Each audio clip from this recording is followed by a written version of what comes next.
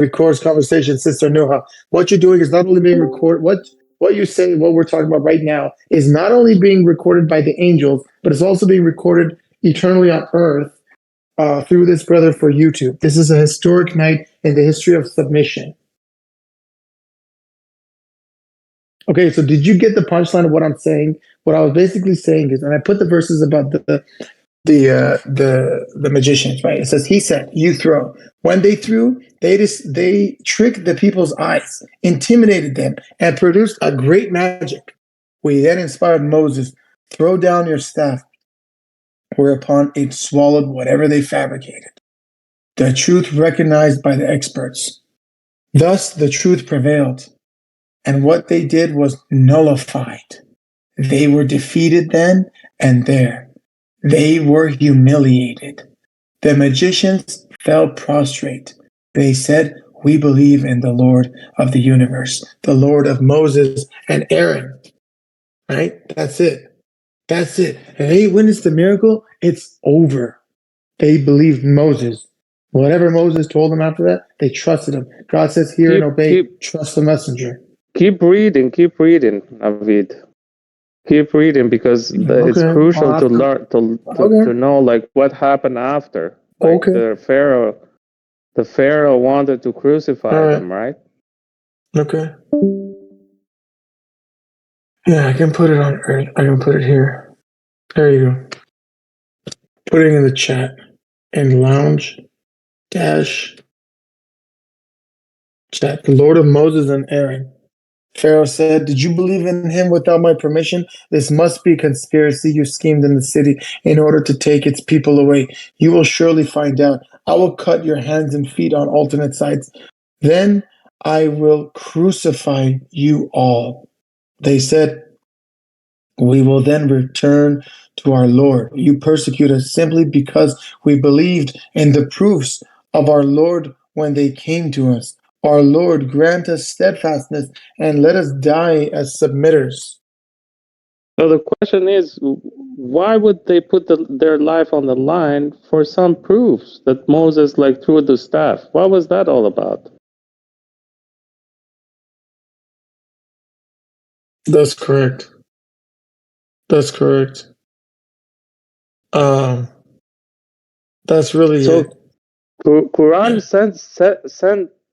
sets many precedents, and this is one of them. There is many examples like this in the Quran, right? When the messengers come to a certain community, they reject them, right? Very few people believe, right? This is always the case in the Quran, right? When you see these, stories that I mentioned. So these are not just stories; these are for us to learn, right? That when you see the proof of messengership, you have to believe. That's it's part of it's part of God's design, right?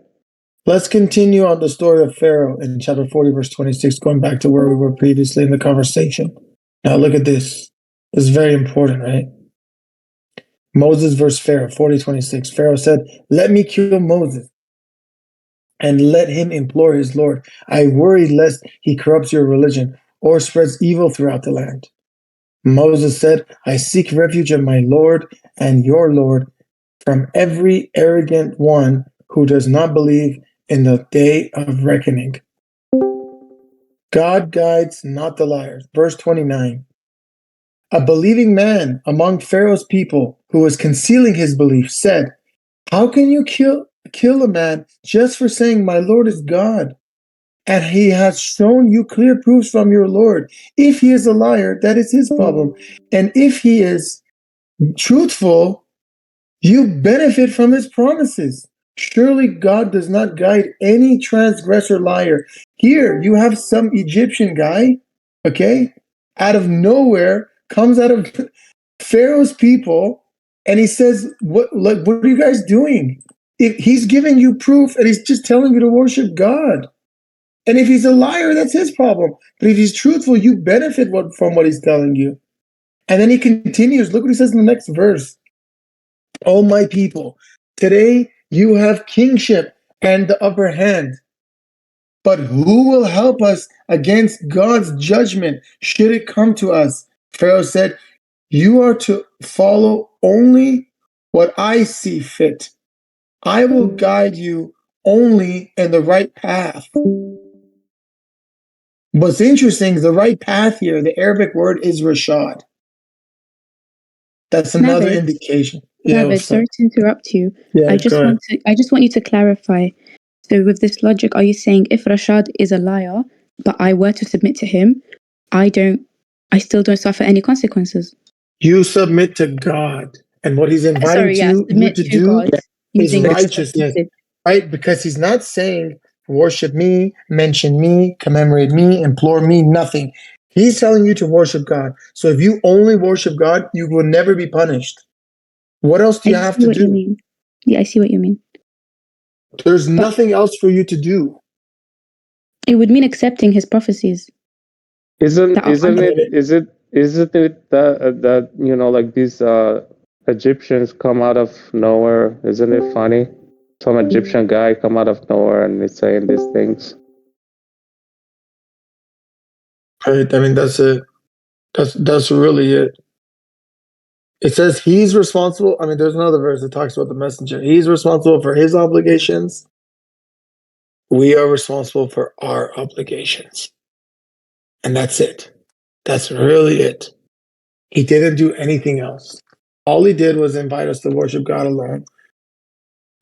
And that's in the chat, chapter 24, verse 54. Say, obey God and obey the messenger. If they refuse, then he is responsible for his obligations, and you are responsible for your obligations. If you obey him, you will be guided. The sole duty of the messenger is to deliver the message. That's it. God's not going to punish us for worshiping God alone. Doesn't matter who tells us to. So with that logic, can I still submit without believing in Rashad's prophecies? I think rejecting anything from God is a gross offense. So what does that even mean? Wait, why do you keep mentioning prophecies? Like, what do you mean? There aren't any. Like, it's just the smoke prophecy, right? The Arab curse, the USSR. That's not even his position. Wait, that's not his prophecy. It's not even a prophecy. Well, whatever that is, his claim. No, but that's not his position anymore. Why did you just leave like that, bro?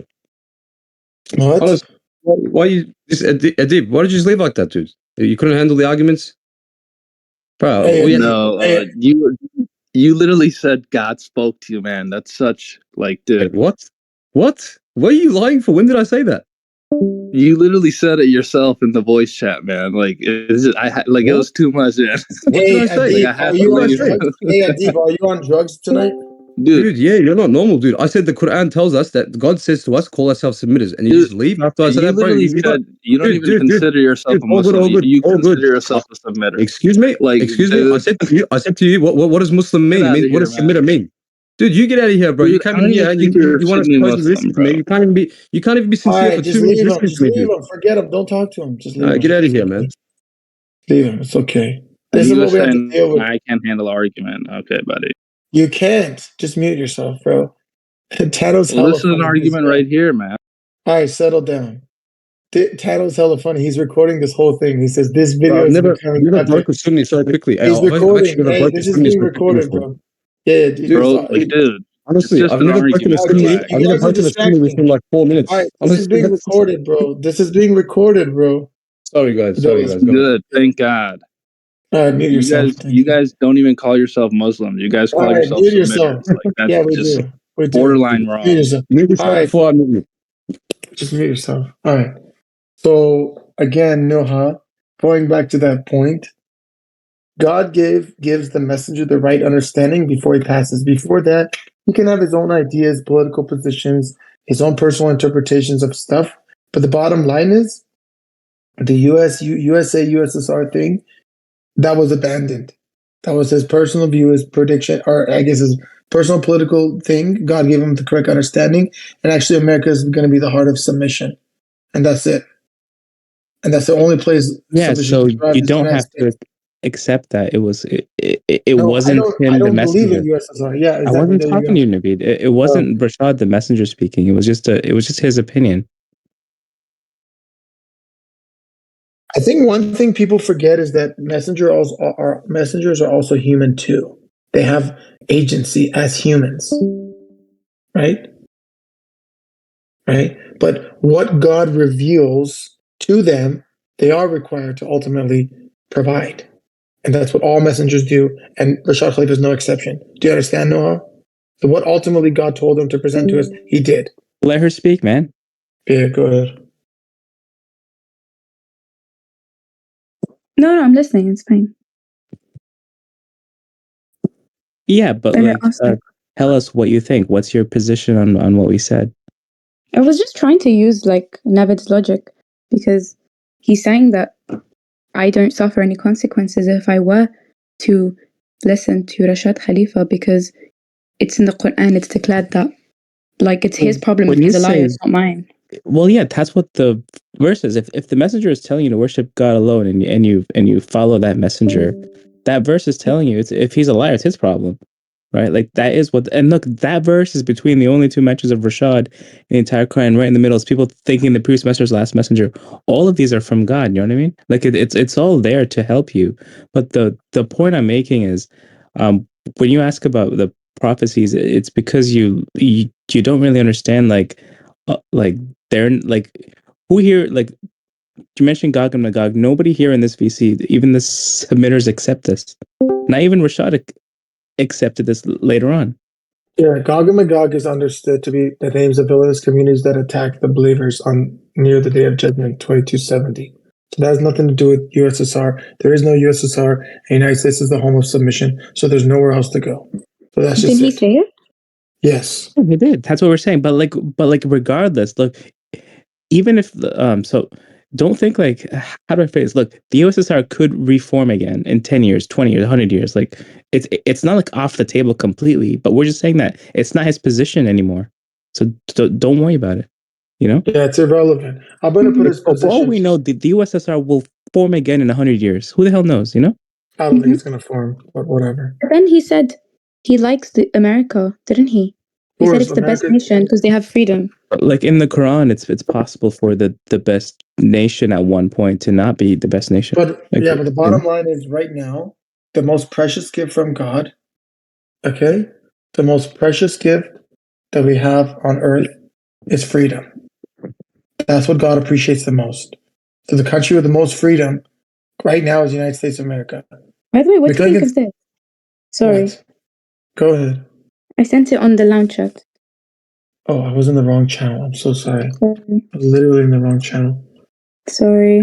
I don't know how to use Discord. No, I was on the wrong channel. Okay. Yeah, this was disproven. This was disproven already. We have a whole article on this. Has it been disproven? Yes. Okay. There's no like clear. Is there any historical evidence outside of the hadith that shows that it was accepted to use the normal shahada, like the one we use now? No, and I can give you evidence that proves it's actually the opposite. We have evidence. Yeah, there's a lot of archaeological evidence as well that the earliest shahada was just La ilaha illallah, but then this Muhammadin one developed later on. Actually, Western scholars have been talking about this as well. So if anything, it's the other way around. It's that the original shahada, from the evidence we have, is our shahada. It's just La ilaha illallah. The Muhammad part, they came in later. Yeah, so I want to adjust this. A later invention. Yeah. So okay. I'm gonna put the 15 reasons for the God alone shahada. God willing. Okay, so I'm putting those in lounge chat. Okay. And you look at number 12 on this list. It says history corroborates the fact that the Shahadatain, which is the dual Shahada, was fabricated after Muhammad's death. See Muhammad and the Believers, 2012 by Fred Donner, Professor Emeritus of the Near Eastern University, Near Eastern History, University of Chicago. Oh my God. What? So, okay, I didn't know this. Yeah, there's a lot of evidence showing this. Is this a book or an article? Yeah, it is a book. We have screenshots from it that are relevant.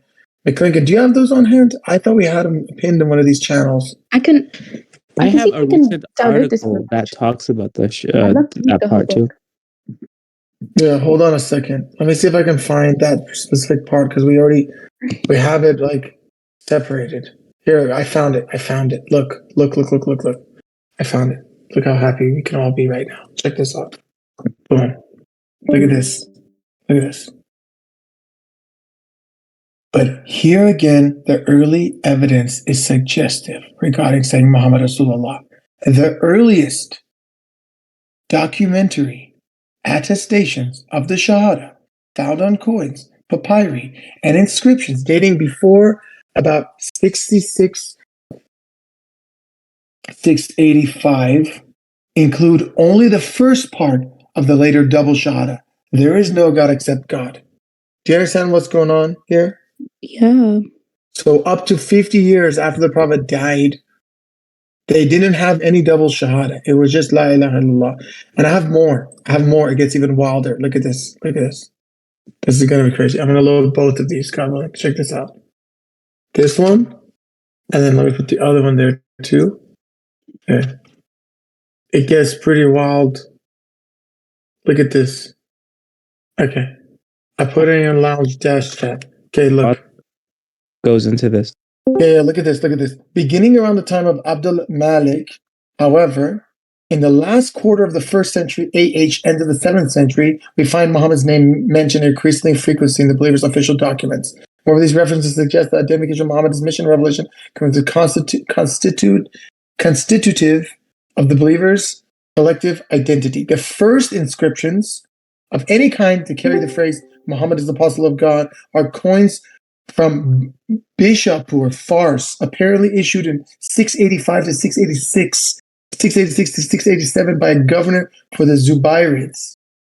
Then further on, the Dome of the Rock inscriptions lay considerable emphasis on Muhammad's position as a prophet, but more telling is appearance on coins from the time of Abdul Malik onward of the full double Shahada, that is the combining of the phrase there is no God but God with the phrase Muhammad is the apostle of God as this decisive marker of the character of the issuing authority. And then so isn't it weird that Rashad got this right before he even knew any of this historical stuff? Isn't that weird? Right. Let me just finish this last part. Increasingly frequent on later documents. This increasing emphasis on the significance of Muhammad as a prophet led, starting in the last quarter of the 1st century, 7th century CE, to the cultivation and collection of sayings of the prophet, that's the hadith, as a means of legitimizing many practices and institutions within the community. There you go. Done. So the Shahada, McClinton just put a really good article, and that's it. There was no double Shahada. This is a fabrication. And this is the core message of Rashad, coincides with the first 60 years after the Prophet's death. So for the first 60 years, it was just La ilaha illallah. That's it. And that's exactly Rashad's message as the only person or messenger or scholar or anyone for the last 1,000 years that says La ilaha illallah. And that's the only Shahada in the Quran is La ilaha illallah. And that's the inspiration to Prophet Muhammad in chapter 47, verse 19, which is significant. La ilaha illallah. Why does including the Wa Muhammad Rasulullah, how does that strengthen the Umayyads politically? They think it does because they're trying to carve out a distinct identity that it includes Muhammad in the proclamation of faith. I see what you mean.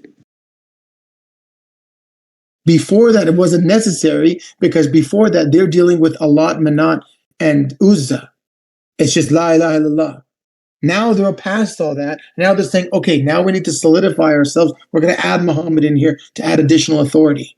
That's why the Arabs have an identity crisis when you don't say Muhammadur Rasulullah. You know what I mean? Is it to strengthen that like Arab identity within Islam? Because they believe Islam is an Arabian religion, but the Quran tells us it's not.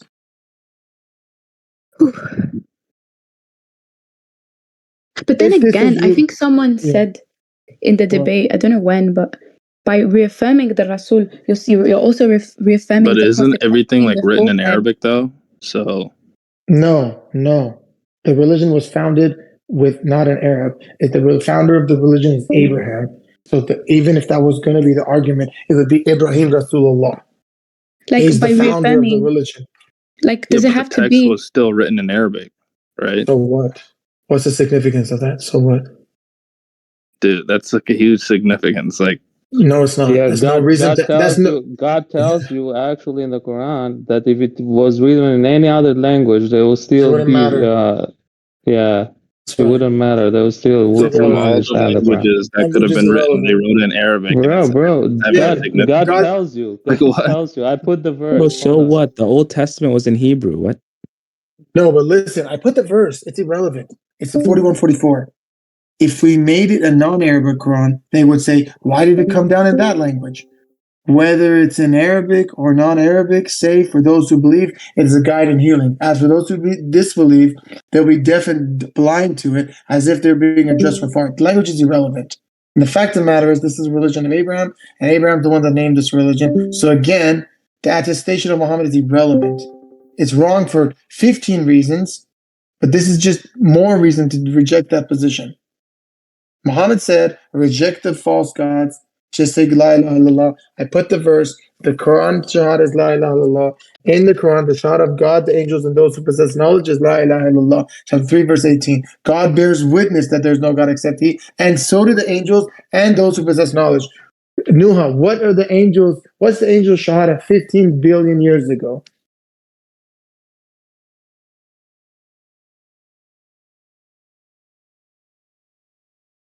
Navid?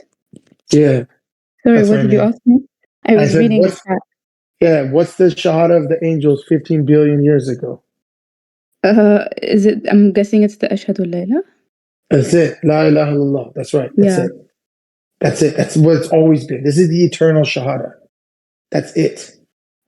And that's the only Shahada we have in the Quran. It's like the Arabs didn't learn the lesson from the Jews, right? Yeah, but let her respond. Go ahead. Do you guys not agree that by reaffirming the Prophet, like Muhammad, you're just, it doesn't necessarily mean you're excluding the others or you're excluding the other cultures or But whatever. it doesn't explain anything about like it being a shahada, though. There is no such Shahada in the Quran. The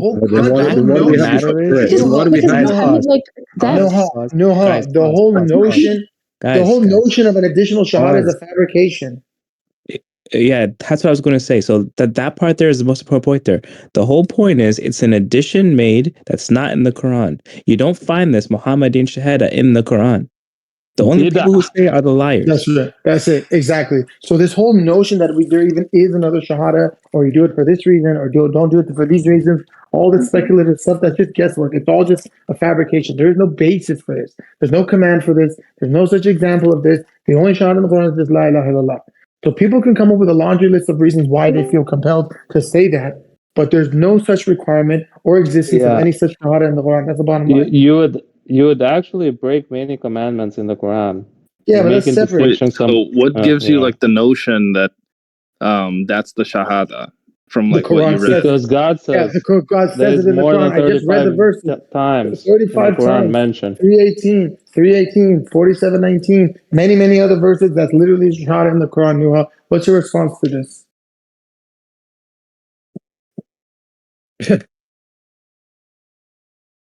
He's gonna run. It doesn't say it. Like, where does it say? It literally says it's in the chat, bro. Just go review the chat. Go ahead. Yeah, I'm reading the 47:19. You shall know that what does Shahada mean? God and ask forgiveness of your sins and all the sins of all. Yeah, what is this? La ilaha illallah. Look at 318. I bear witness no God except God. Yeah, but it just says it's the first commandment. Edip, what does Shahada mean? Dude, it's what you do to become a different direction. It means bearing witness, brother. We only bore witness to God. Exactly. We didn't bear witness to Muhammad. We only bore witness to God. It's 7172. We bear witness to God. God tells us we bear witness to Him. You can't 318. You can't make that stuff up, man. Like, I'm not making it up. It's in the Quran, bro. You either accept what the verses say or you don't. It's not. You read it wrong. No, I didn't read it wrong. Bro, stop. Abdullah, don't even drag this on. Let Noah speak. Yeah. Please. Go ahead, Noah. Go ahead, Noah. Who's Noah? A person asking questions. Just sister. Are you still here, sister? Or you Sorry, guys. Sorry, my Discord was acting up. Navid, can you historically verify that other like nations never had their own Yeah, I think she got the shahada? hint, dude. Think about it like this. Why would there be 10 shahadas? Think about it for a second. It would be more than 10. Because Abraham had himself, his son, Isaac, Ismail, Jacob, Joseph. So there's I like thought you 15 were Quran shahadas. alone, right? So what is the only shahada mentioned in the Quran? That's it. We Yeah, don't have to there's no- think further than that. That's a If we're really good Quran alone, point. that's what it says. We're done. Exactly. You're going to the Hadith and Sunnah now. That's what that is. So we were Quran alone anyway. So we wouldn't even go on. This is speculative knowledge. I can give you reasons for all of this, but he has a what good makes point. you want to just use the Quran and like just ignore Because the God other tells hadith? me. Because God How tells about me. this? How about this? How about this, guys? All right. How about the fact that, sister, 35 times you get the shahada saying La ilaha illallah in the Quran, Dude, and the only time that you you guys are don't, playing with bro, I'm fire talking. here.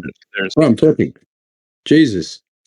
Don't say Man. Jesus. That's church, bro. Yeah, I know, bro. That. When I get upset, I turn into a Christian when I get upset. Apparently. Come on. Yeah, don't do that. No. Bro, it's not worth it. Don't lose your temper and don't blaspheme, please, brother. No, I know. Yeah, I know. I wouldn't be surprised. Get out of here, man. Get out of here, bro. Anyway, Just leave 35 him, bro. times Don't let him get you under the your shahada. skin. Yeah, I know. I've muted him like my Dude, own he thing. just I don't want to hear him. He's muted to me anyway. So that's such a red 35 flag. times you got the shahada saying La ilaha illallah in the Quran. The only other time that you see that someone saying, hey, Prophet Muhammad, you are the Rasulullah, is when it's referring to the hypocrites and the liars. How much more does it have to get clear than that? Yeah, but let Nuha answer. McClinton made a good point. How do we need to provide I you want the to tell you evidence? this. Why don't you relax and like clearly speak out the That's my words, point because too, I didn't actually, yeah. understand anything you said. Hold made a on, good point. Abdullah. I'm used to dealing with hecklers. Let me just deal with them. What's up, Wait, bro? you're used What's to up, dealing bro? with what? Hecklers. What's up, bro? Okay, what's up? You trying to say something? Go ahead. The problem Go here ahead. is Yeah, I know what I'm talking about. Deep. What's up? Hold on, guys, Bro, guys, hold on. I can't even hear him. Deep is early on, like he's not advanced enough. Like he I hasn't know. accepted the Quran alone part, right? But we're talking to a person who's already accepted. I Quran alone. know. That's Yeah, why but I'm why trying do you to. interrupt when we're talking about somebody who's not like who's on a different path than you, right? She's already Quran alone, so like your comments don't help this conversation. Exactly. We're trying to help this sister for the last 4 hours. I think you know Arabic, so Okay, thank you. Listen, bro. No, just kidding. Hey, Abdullah, don't sin. He's not worth you sinning, bro.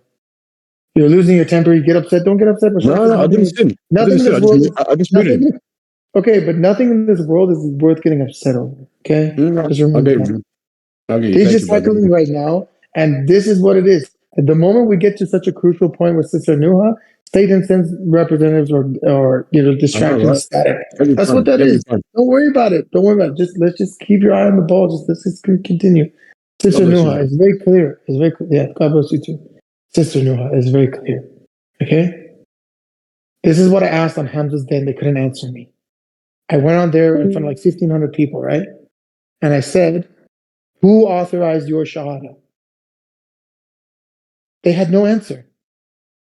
Who authorized this Shahada? Because the Shahada that I utter is in the Quran. So I could put the same question to you. Who authorized the Shahada that's not in the Quran? Right? It's arbitrary. It's guesswork. Do you understand what I'm saying? Why is it not? Yeah, that's a good point. Because why is it not Quran, Kitab Allah? That would affirm the same thing. That would even be better. There's a multitude of variations of shahadas that can invent to justify my position with that kind of identity. The bottom line is it's not authorized by God. When I say Jibreel Rasulullah, right? You can say a lot of facts. You can say a lot of accurate information. Bottom line is it's not authorized. It's just me making something up that's not in the Quran. That's really what it comes down to. The shahada in the Quran. Do they use the hadith? Is that what authorizes it? Yes. For them, yes. We're already past that. We don't believe in hadith. This guy wants to have a debate about hadith. Sure, we're going to have that. Right? But you're not there. You already passed all of that. You already broke free from the hadith. You pretty much nailed it down. You're pretty much on the cusp of just seeing the full truth. This is submission. That's it. You got through believing in God. You believe in the Quran. You got through hadith. You believe in Quran alone. You witnessed the miracle. You already accept most of the message. You got through all of that. I do the normal shahada. Like the one. The you shouldn't. Yeah, sure. You shouldn't do that. Because I'm asking you the same question. who authorized that shahada? How are you going to stand in front of God on the day of judgment and say, he's going to ask you, where did you get my shahada from? What's your answer to him? Where did you get that shahada from? I use the logic that Muhammad like affirms the Quran, he affirms the prophets before him and the messengers before him. So it's like there's no exclusion, but that's conjecture. Forget about exclusion. We don't even care about exclusion. Wait, do you think Muhammad said Muhammadan Rasulullah that way? Yeah, exactly. He testified to himself. It makes no sense. Imagine I give 15 solid reasons, but I'm telling you what McClinton says is Imagine correct. Adam saying Muhammadur Rasulullah, right? Yeah, but no, but they'll argue that every messenger testifies to themselves. That's because Muhammad came after Adam and he's reaffirming those before him. Yeah, but here's the thing. Here's the thing. If the Salah came from Abraham obviously didn't say Muhammad, so he's saying he got the Salah and then he just added his own name to the Salah. That makes no sense. Wait, can I just say something? Why do we even need to reaffirm the message before? Isn't God's testimony enough? Isn't God's witness sufficient? That's actually a really good point. If I tell someone I believe in the Quran, I'm already affirming all the messengers. Am I not? Yep, exactly. And even God does say in the Quran that his testimony is enough. And it's not even just the messengers. I'm affirming everything. I'm not just affirming the messengers. I'm affirming all the information in the text, all of the angels. It's not linguistically doesn't make sense. Linguistically, you're saying I testify. Yeah, she's saying she's saying I bear witness, which is also wrong. But hold on. If I say I believe in the Quran, that overrides any shahada you can come up with. Because that already covers everything. It covers all the angels, all the miracles, all the events, all the incidents. It covers everything. Everything is covered when I say I believe in the Quran. That's it. So that would be a more powerful shahada. I can make that argument. But again, it comes to the bottom line. Who authorized that shahada? You're saying, well, I found some logic in this way or that way. Yeah, that's conjecture. That's what's condemned in the Quran. That's just guesswork. Okay? Because there's no authorization for that. So we're back to square one. And I asked this on Hamza 10. Who authorized your shahada? There's no answer. You're not answering the question. You're saying, well, I think it might be logical in this way or that way. Yeah, sure. I can make logical arguments for anything. That doesn't mean it's authorized by God. What do you think, Nuha?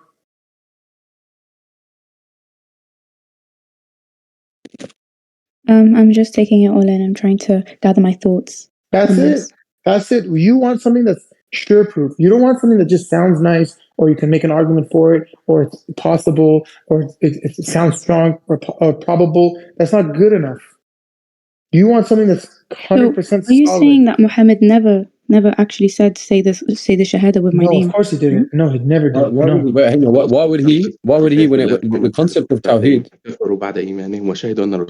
So Allah subhanahu wa ta'ala makes it clear that you must witness that the Prophet Muhammad sallallahu alayhi wa sallam is the haqq when you prove it. Prove he said that. Wait, don't ban him.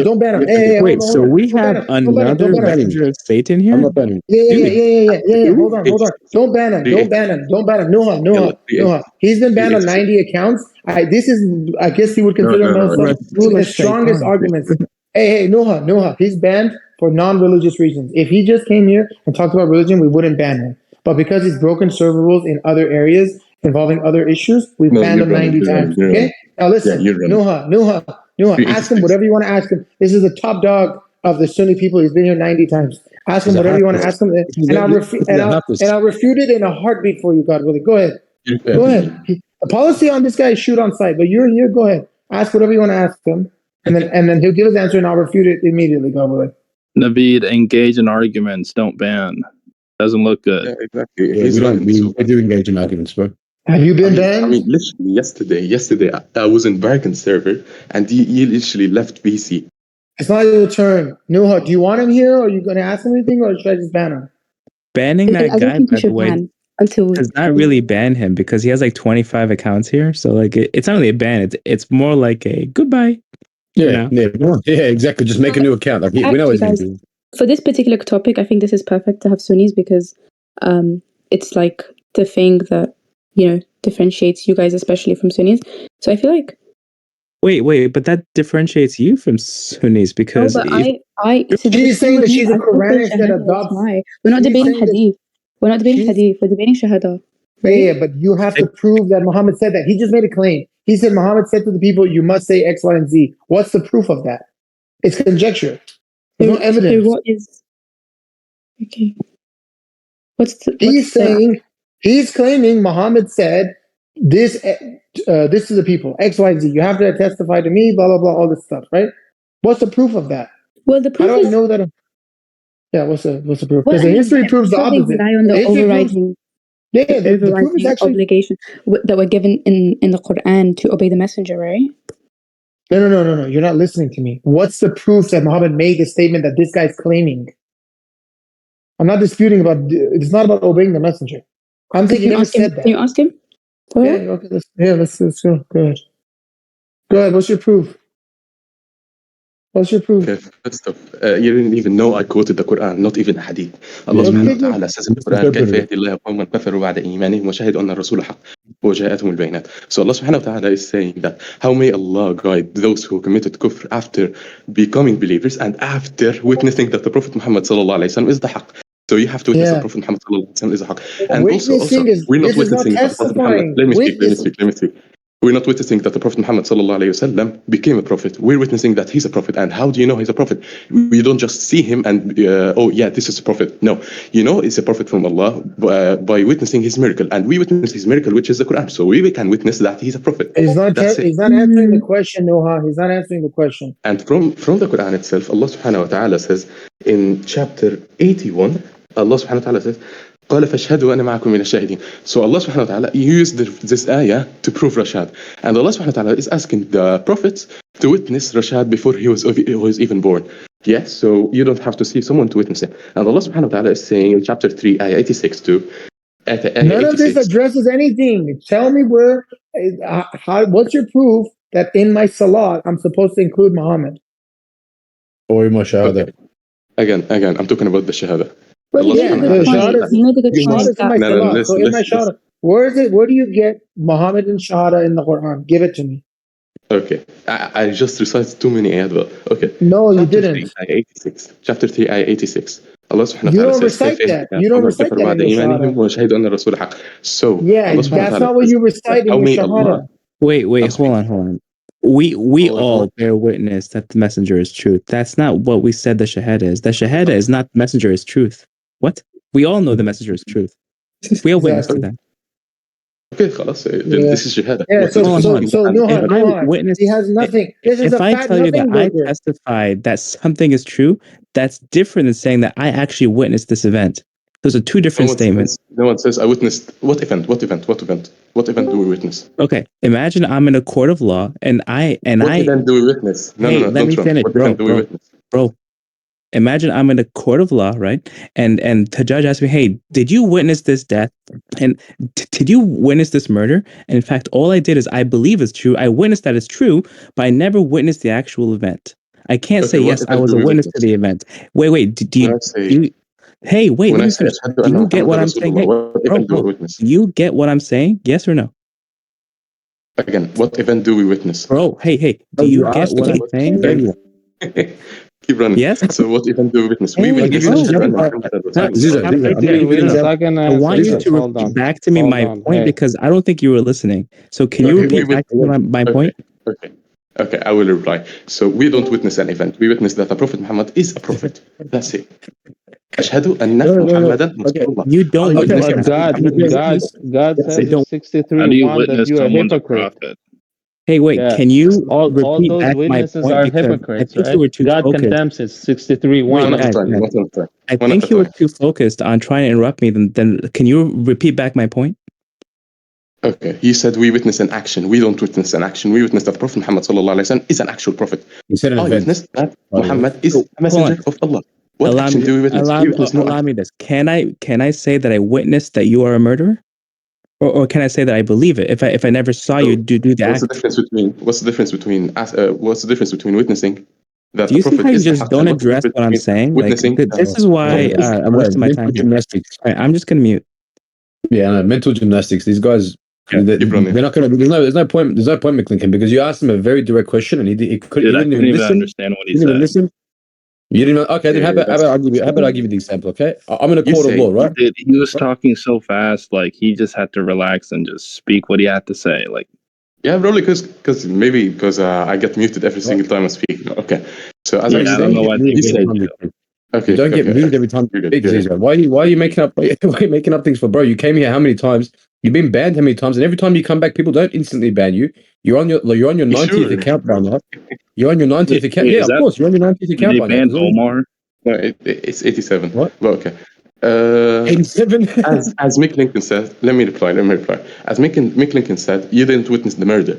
Okay, the murder is an action, while أشهد أن محمد رسول الله, I witness Muhammad is a prophet. This is an adjective. Did I okay? witness you as a murderer? There's no you muted me again. Oh, okay. So there Did is I no witness action that you as a we murderer? witness It's the an same. It's the same thing. Like you haven't addressed it twice. Did I Come on, witness you man, as why a are you murderer? banning If I never Omar? saw you commit the act.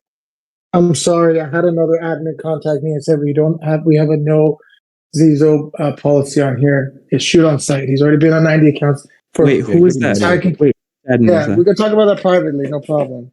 So the bottom line is he's broken server rules that involve personal attacks, revealing private information, doxing people, a lot of bad stuff. We just can't have him on the server. I'm sorry. We wouldn't even get half the courtesy that these people get when we go on their server. They mute us instantly, call us kafir, call us dogs, call us every word under the sun, dox us, threaten us with our lives, say they're going to kill us and everything. I get personal calls. I get phone calls. Because it's not a joke, man. I get phone calls on my personal number because they doxed me and put my private information online for people to access. I wonder why. All because you want to worship God alone, right? Yeah, and I've even had like innocent like Sunnis or like like people that aren't hostile. They contact me. They're like, "Look, do something." They keep posting your private information on a server with 15,000 people on it. Do they do that to the main speakers, or do they do that to everyone? The main speakers, mainly in the vid because they have something really badly against him. Wait, they try to like find your address? That's kind of messed up. Yeah, they already have. They contact my work. They put my supervisor, what in the world? my law firm, everything. Yeah. Oh my pictures God. of his family and stuff. Do you think you guys think that this is like? And you know what's funny? This is the same people that we let into this server so we can have a debate, so we can show you guys the truth, right? Isn't that funny? Absurd. Like that's insane. It's okay. It's okay. I just said all that to make a point that I don't ban for we don't ban for no reason. Don't ban someone just for religious views. Exactly. No way. That's oppression. That's freedom of religion. Getting thrown out the window. We'll never do that because God hates that. Like, everyone is free to. There's no compulsion in religion. Everyone can preach whatever they want. I mean, this just like forget about in real life. We can't ban you from real life, obviously. But this is a server. There's people here that there are people that come here try to like put up like graphic content and like gore and start swearing. So we have to obviously ban. Say it likewise. We have a policy here. Just be respectful. Don't slander. Don't make any personal attacks. Don't be rude. Don't swear. It's simple. Anyone that breaks that, you get a warning. You do it again, you get maybe one more warning, then you go to jail. You keep doing it, you get banned. And Zizo has been here. He's got 87 accounts. You heard it. His own mouth. He said 87 accounts, right? Dude, like we know that he keeps making it. All we can do is just like slow him down a bit. Whatever. Go like make a new account again. Like we know he's going to come back. He comes back. I don't know why he's even keep coming back. Like. You know what he said? Wait, his own words. I'll tell you again, all right? His own words. My only reason why I come back here is because I want to make life difficult for you guys. There you go. Well, and also he sees the sister here. Anyone that's close to converting, anyone that's close to embracing submission, he makes his life mission to make sure they don't. Noah, how do you feel about this? You've been targeted by Satan from all directions. Noah, how do you feel about this? Noah, what's your position? Say something. This is all for you. Wait, you have her muted. No, I didn't mute Noah. No, it's. I don't know. I don't really. It's mind blowing, right? All right, so I rewrote the point that he did not address in the chat. If there's anybody who's confused about what he was saying. Yeah, God bless you, bro.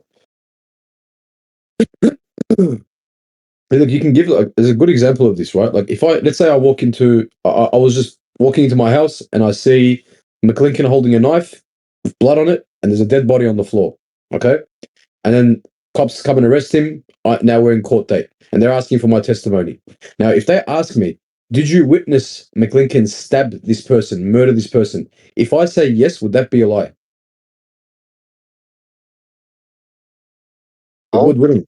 No, it would. Of course No, it you would know be, what? because you did not witness The it. truth would be exactly. The truth would be that I witnessed him holding the knife with blood on it and a dead body on the floor. You see what I mean?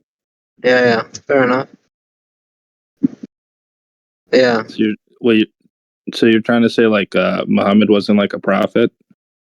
Muhammad was a prophet. Muhammad was a final prophet.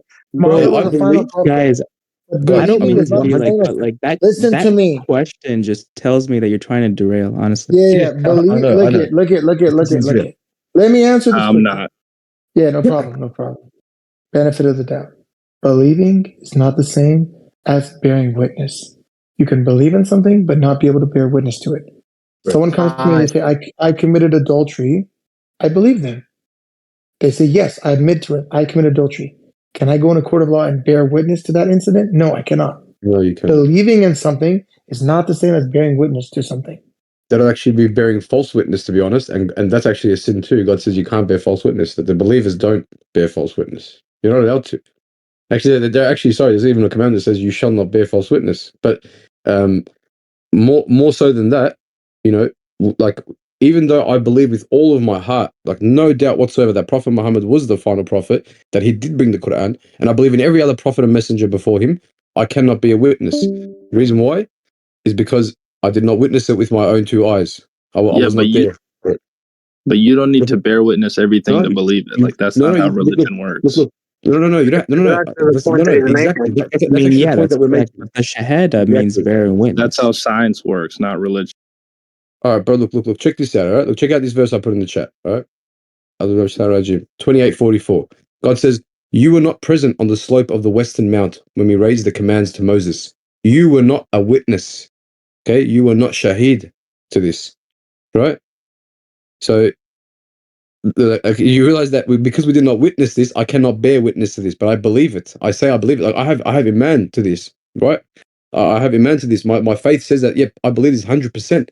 Because if God's telling me this, of course I would believe it. But he says, you were not a witness. And then God says that he suffices as a witness. Why do you need to bear witness to something that you didn't see? God suffices as a witness. He sees everything anyway. Just believe. All that's expected of you is to believe. Not where did you put the verse? Lounge chat. Lounge-chat, chapter 28, verse 44. Read the Arabic if you want. Because you said I don't understand Arabic, so go ahead, read it for me.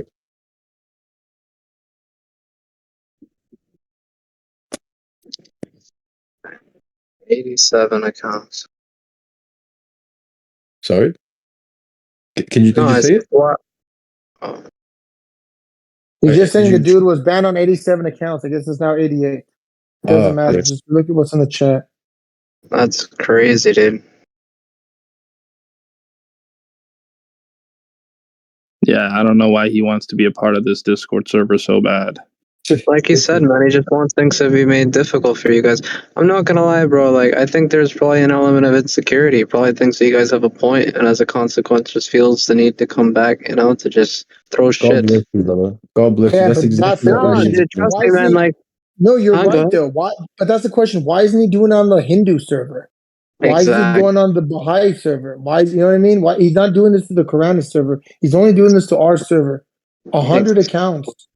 His polytheism doesn't work, Exactly. The only people he feels a threat from is us. That's it. I'm telling you, bro.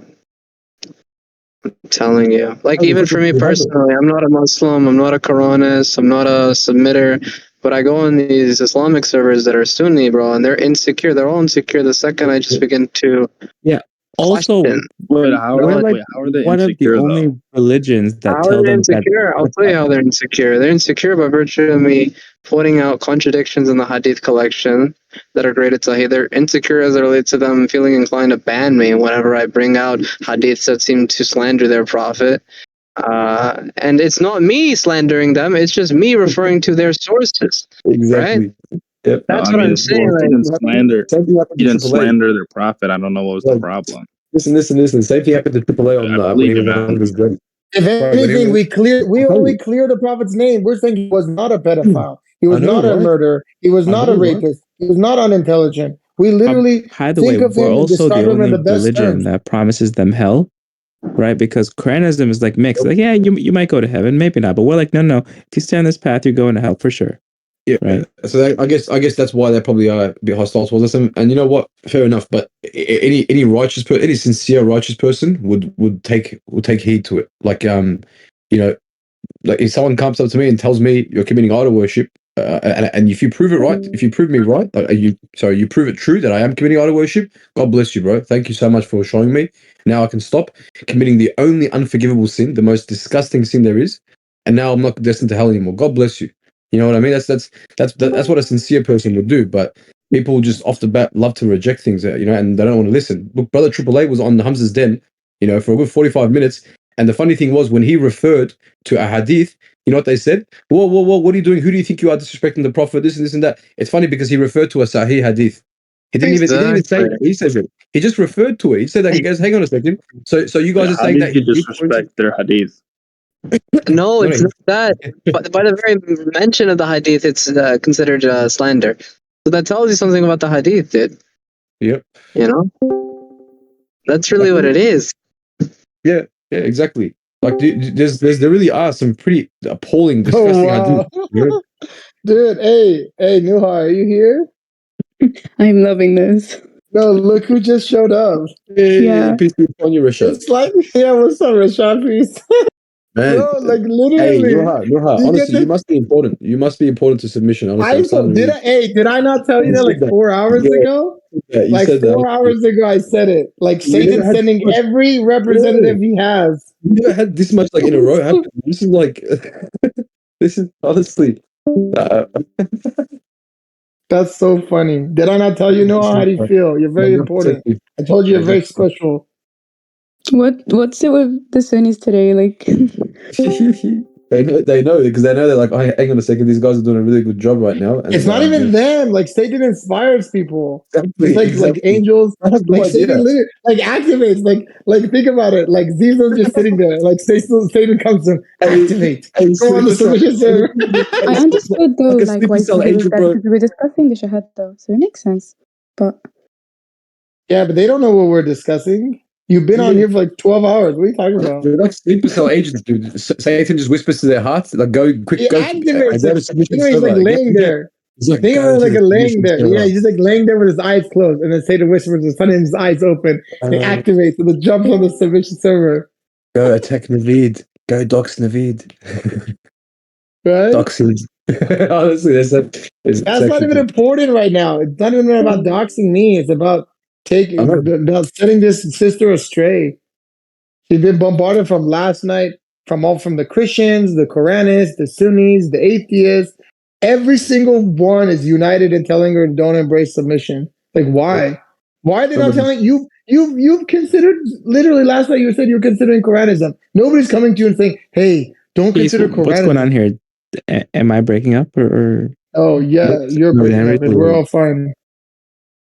Yeah, we can. What do you think about this, Nuha? The Sunnis aren't coming and telling you, please continue. I stopped hearing things. Can you hear me? Can everyone else hear me? You were breaking up a little bit, but actually, if someone claimed to or said they wanted to embrace Quranism, I would actually discourage that nonsense as well. So I'm not sure, Naveed, why you think gaslighting me at the outset and allowing me to be muted the other day is going to make your case any stronger. Saying all this nonsense about me to change what the facts are. And yes, I would explain to anyone why Quranism is nonsense. At any time. So you're not really that special. It just happened. But the point is, why isn't anyone doing it? No. The point is though, why isn't anyone doing that to her right now? That's what we're trying to say. Why is it the fact that when she came to submission, she's not coming to anything? I don't know her story. I'm not here about her. No. We're not. This was not about you, man. You're speaking for yourself because this is not even about you. This wasn't even about you. That they're more tolerant towards Quranism than they are towards us. Exactly. No, I personally, from my take, I'm not. I think Quranism is a worse form of what you guys are claiming to be a part of. It actually throws the baby out with the bathwater. And but that's because you have experience with Quranism. So, like, we agree with you. We think Quranism is is pretty bad, right? But like what they think as Quranism is just, rejecting hadith, and they're more tolerant of that than what we're doing. We're going further than what they're thinking. You know what I'm saying? Maybe, yeah. I'm not sure. I've heard of some of your interactions with them. I don't think you guys have a very robust, defense against their position. But it's funny that they see you on this side and you guys see yourselves on the other side. But it's an when you interesting say their position, which one are we talking? Quranist? Because there is no Quranist position. Exactly. I fully agree with that, and I found the same with your position. I've realized there's not really one position. It's whoever's flavor of whatever they want to take from the so-called writing. Rashad, bro, look, respectfully though, you said that our arguments aren't as robust against them. Who makes better arguments against them than us?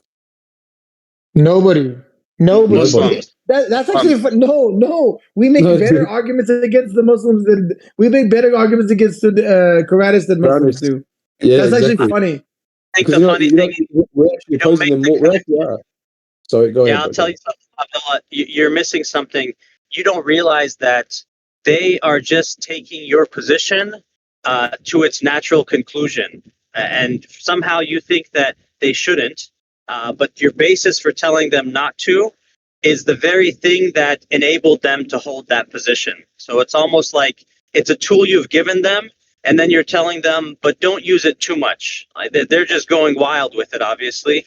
But your position is not that far from it, right? There's a reason why you guys are quote unquote more balanced or maybe more moderate. I don't know what term you use for it.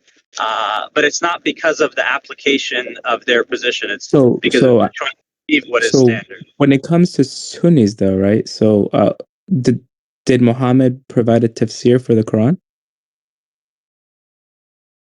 If your concept of tafsir is a book that's written by someone to explain something, no. If your concept of tafsir is both the example and the teaching, all right, of what is necessary from the message of the Quran, then absolutely. That was his responsibility and his role, and he fulfilled that. So cleaning your teeth with miswak, it's applying the Quran, right? Actually, walking into the mosque with your right foot, eating with your right hand, all that is Quran, right? Actually, the cleanliness of your teeth is absolutely a reflection of the teachings of the Quran. Whether you do it with a miswak or not, that's not something. That's something that's. Wait. What about using an odd number of stones? Post the verse of the Quran you're talking about. Wait. What about an odd number of stones to wipe yourself after you use the toilet? The fact that you wipe yourself is the important thing. No, it's not. No, it's it. I'm looking for oral hygiene, right? It has galactic cavities that's being talked about in the Quran. Please point that out for me. And also, answer me, if you follow the sunnah, you have to not only use stones, but an odd number of stones. Do you adhere to that sunnah? No, actually, the sunnah is not. It does not require you to use stones. Just like the sunnah doesn't require you to use the actual miswak. That's not what I asked. I said, where does the Quran talk about the importance of oral hygiene? I'm sorry, McClinton. I'm trying to address too many points at one time, so you're kind of getting overshadowed by Naveed. I'd rather you think about your oral hygiene piece, because this is a critical point. I didn't say the Quran explicitly says that you should brush your teeth and use a miswak. What I said, the message of the Quran is clear, right? That Allah is beautiful. He loves beauty. He wants us to be purified. One of the ways to physically purify your mouth is with a cleaning utensil. So whether that's a root from a tree or whether that's a brush and toothpaste, whatever. So you interpret purification to mean physical cleanliness, but that's not what the Quran means, right? Part of purification is absolutely physical that cleanliness. is a Quranist position. So you chose your own interpretation of the Quran rather than the other. That's weird. So I don't know Sunnis are Quranists too. No, I don't know. You're making the wrong. Sorry to stop you guys here. Look, it's just the thing is, dude, he's not even. You're not adhering to the Sunni doctrine now, because what you're saying. Because look, if you were to go to a scholar, he would say, no, you have to use an odd number of stones to wipe yourself. Bro, forget about what the scholar says. Let's just read the hadith, man.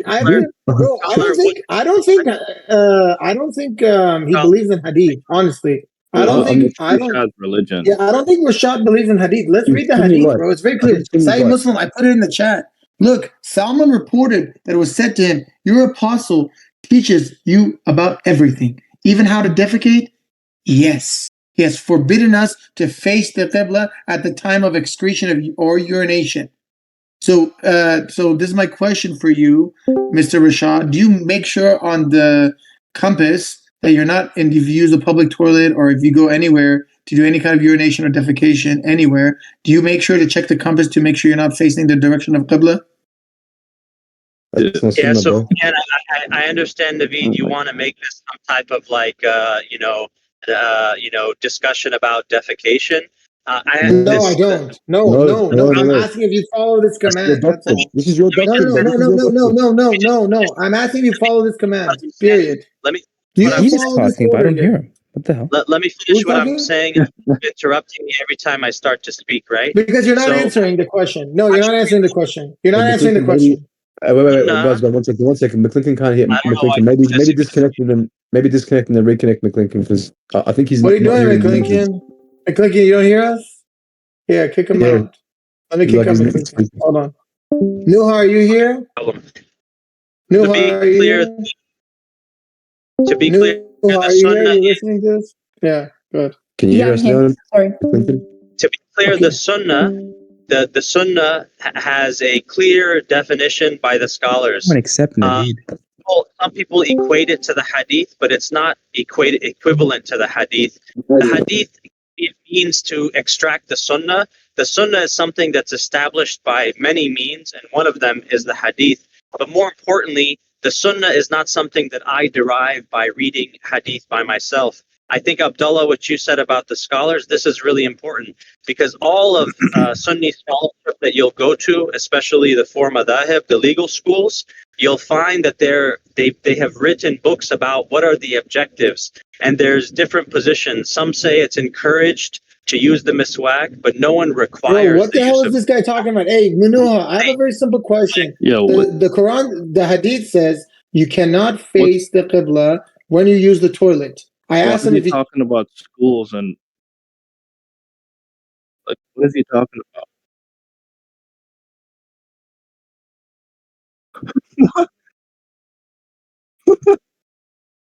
I asked him a simple question. Do you check your compass when you want to defecate?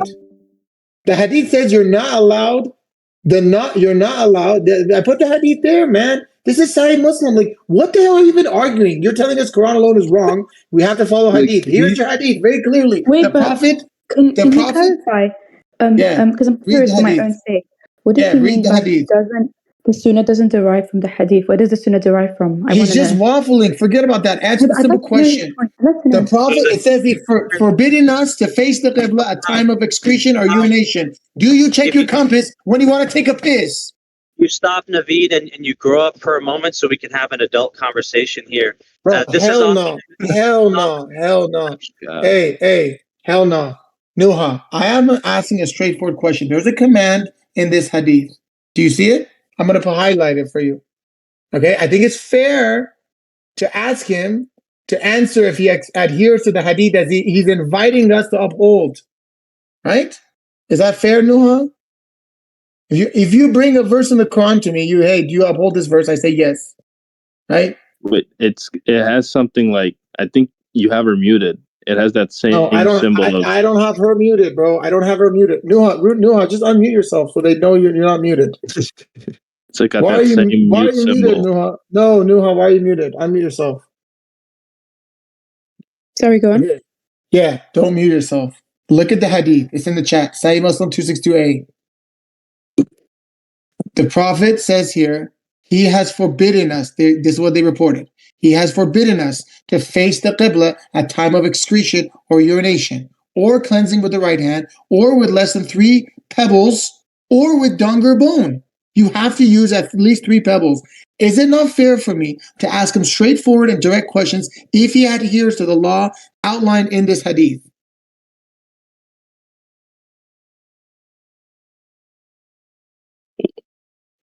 I don't know what to say. It's a yes or no question. I just asked you.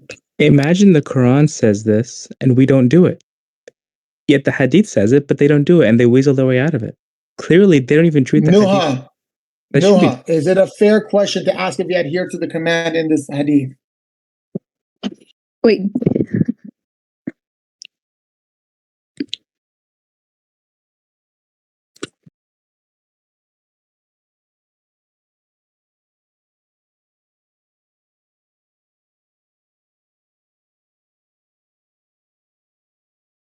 Why we went down? It's okay. Just focus on the Hadith because he's bringing us the Hadith. He says Quran is wrong. Let's just focus on the Hadith. Yeah, we came down this road because of you, because you were curious about the whole. You wanted to entertain the Sunnis. You wanted to entertain the Sunnis. He says I'm being a child. I'm asking a straightforward question. I want to know if you agree with him. If it's but wrong Navid, what point are you trying to make that basically they don't actually adhere to the Hadith as they're claiming that they do, and they're inviting us to do?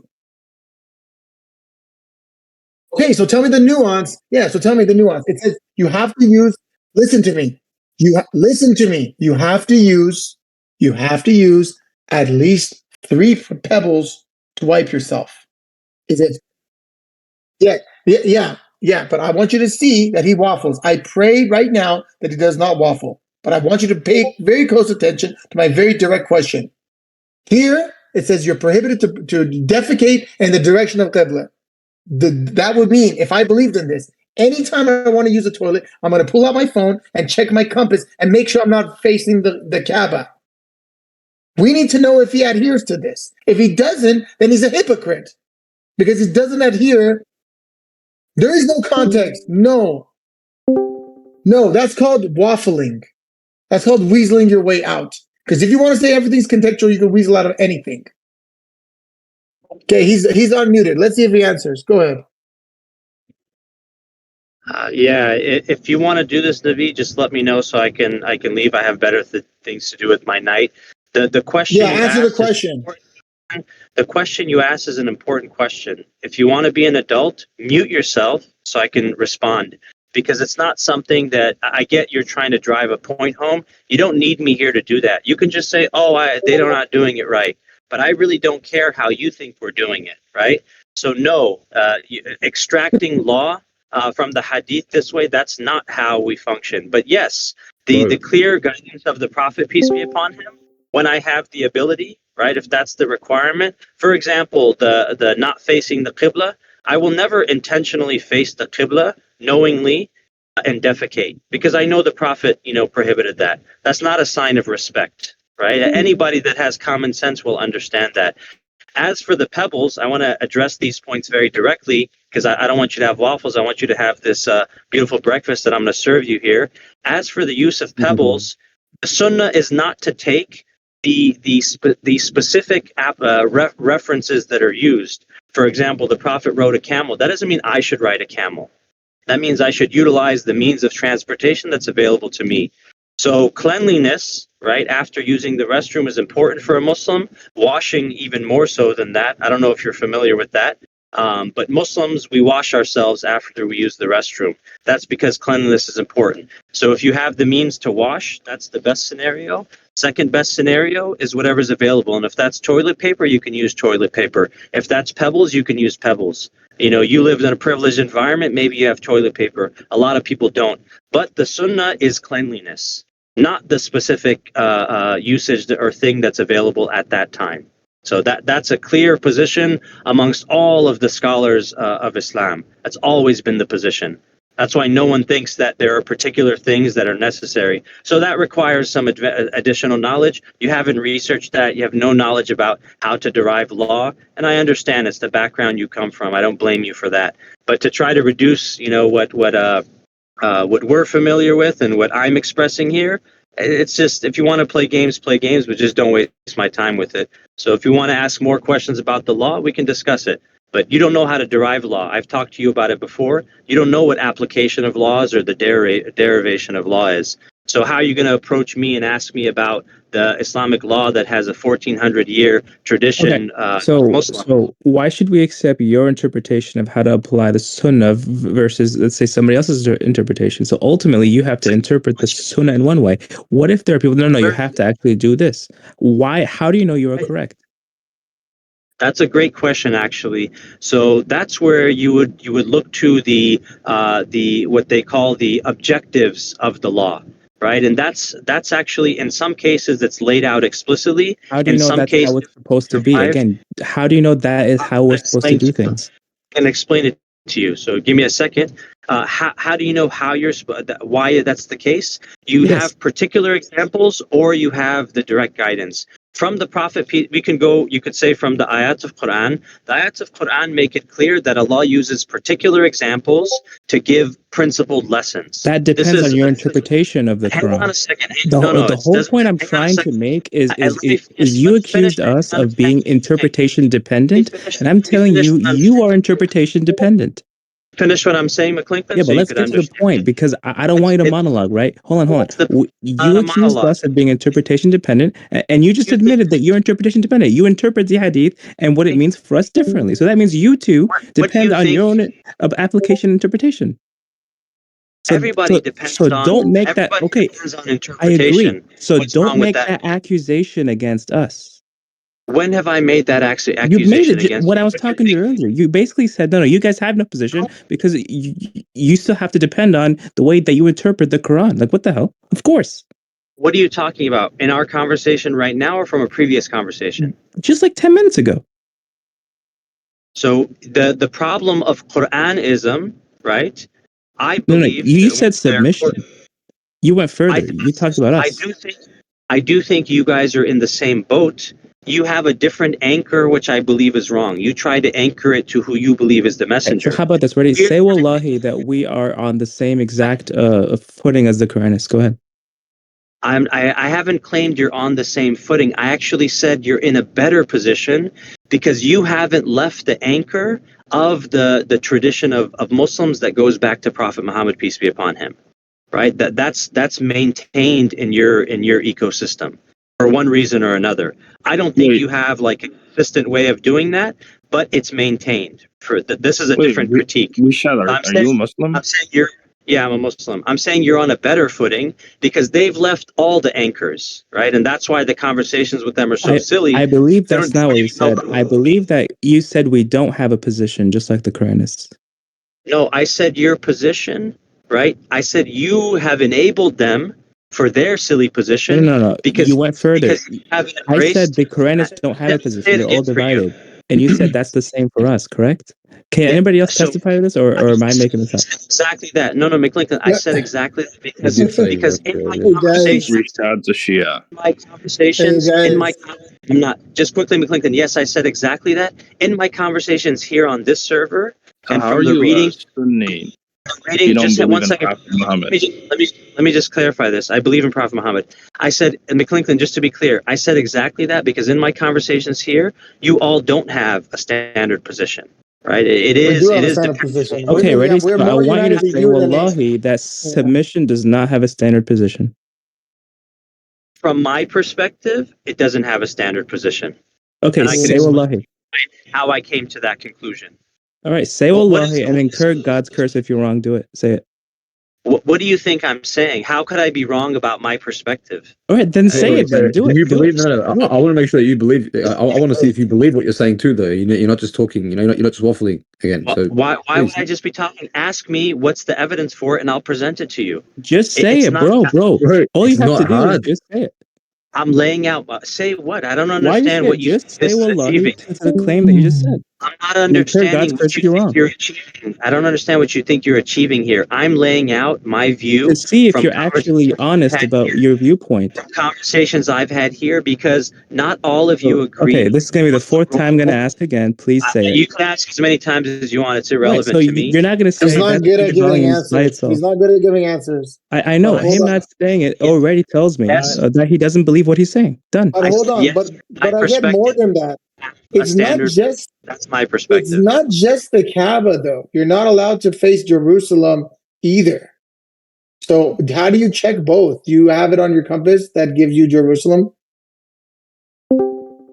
Here, I Naveed, want to have a more mature conversation, Naveed. I want to interject here for a second. I don't. Okay, so I'm usually not a big Sunni defender, to be honest. I think your guys' hadith are incredibly unreliable. But with that being said, that I don't believe that the Sunnis just apply the hadith like, this hadith said do this, and then they're just gonna do it like. There's commentaries on the hadith. You know what I mean? These hadith are elucidated by scholars and the implementation of them, right? So that's the way you implement the hadith. So yeah. So what? How do you understand the defecation hadith? So how do you understand the defecation hadith? Well, it would depend on what school of thought and what scholar he goes with, right? So then it's conjecture. So then it's wait, conjecture. Wait. Same thing as accusing us. Why would Quranists do? So why are they allowed to do it, but not Quranists? Wait. Why would that be? Wait. Hold on. Why would that be?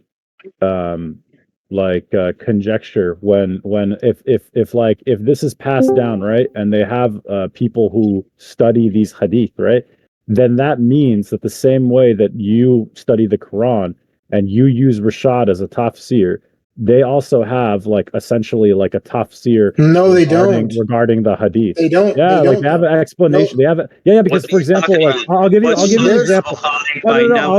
I'll give you an example. I'll give you an example. I'll give you one example. I was here once where you guys challenged Sunnis to consume poison after eating 7 ajwa dates, right? And if you actually go and you look at that hadith, you analyze that hadith, you see that due to numerous other stipulations, from example, verses in the Quran and other things, it is actually forbidden to purposely poison yourself, right? So it would be in a violation of the way that they would view this hadith.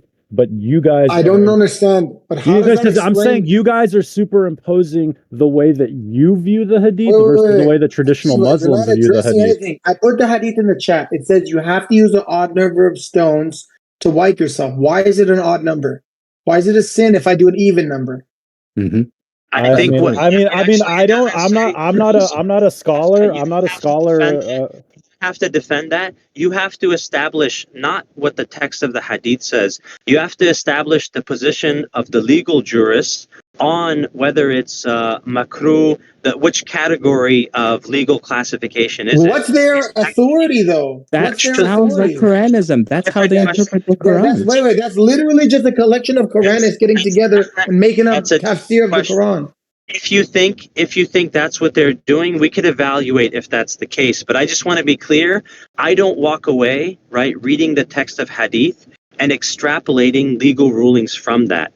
Because to be qualified as a legal jurist, which is a system that developed and formalized, right, later, but it's based on the practice and the teaching of just like it's a group of Quranists that I'm literally going to finish the sentence.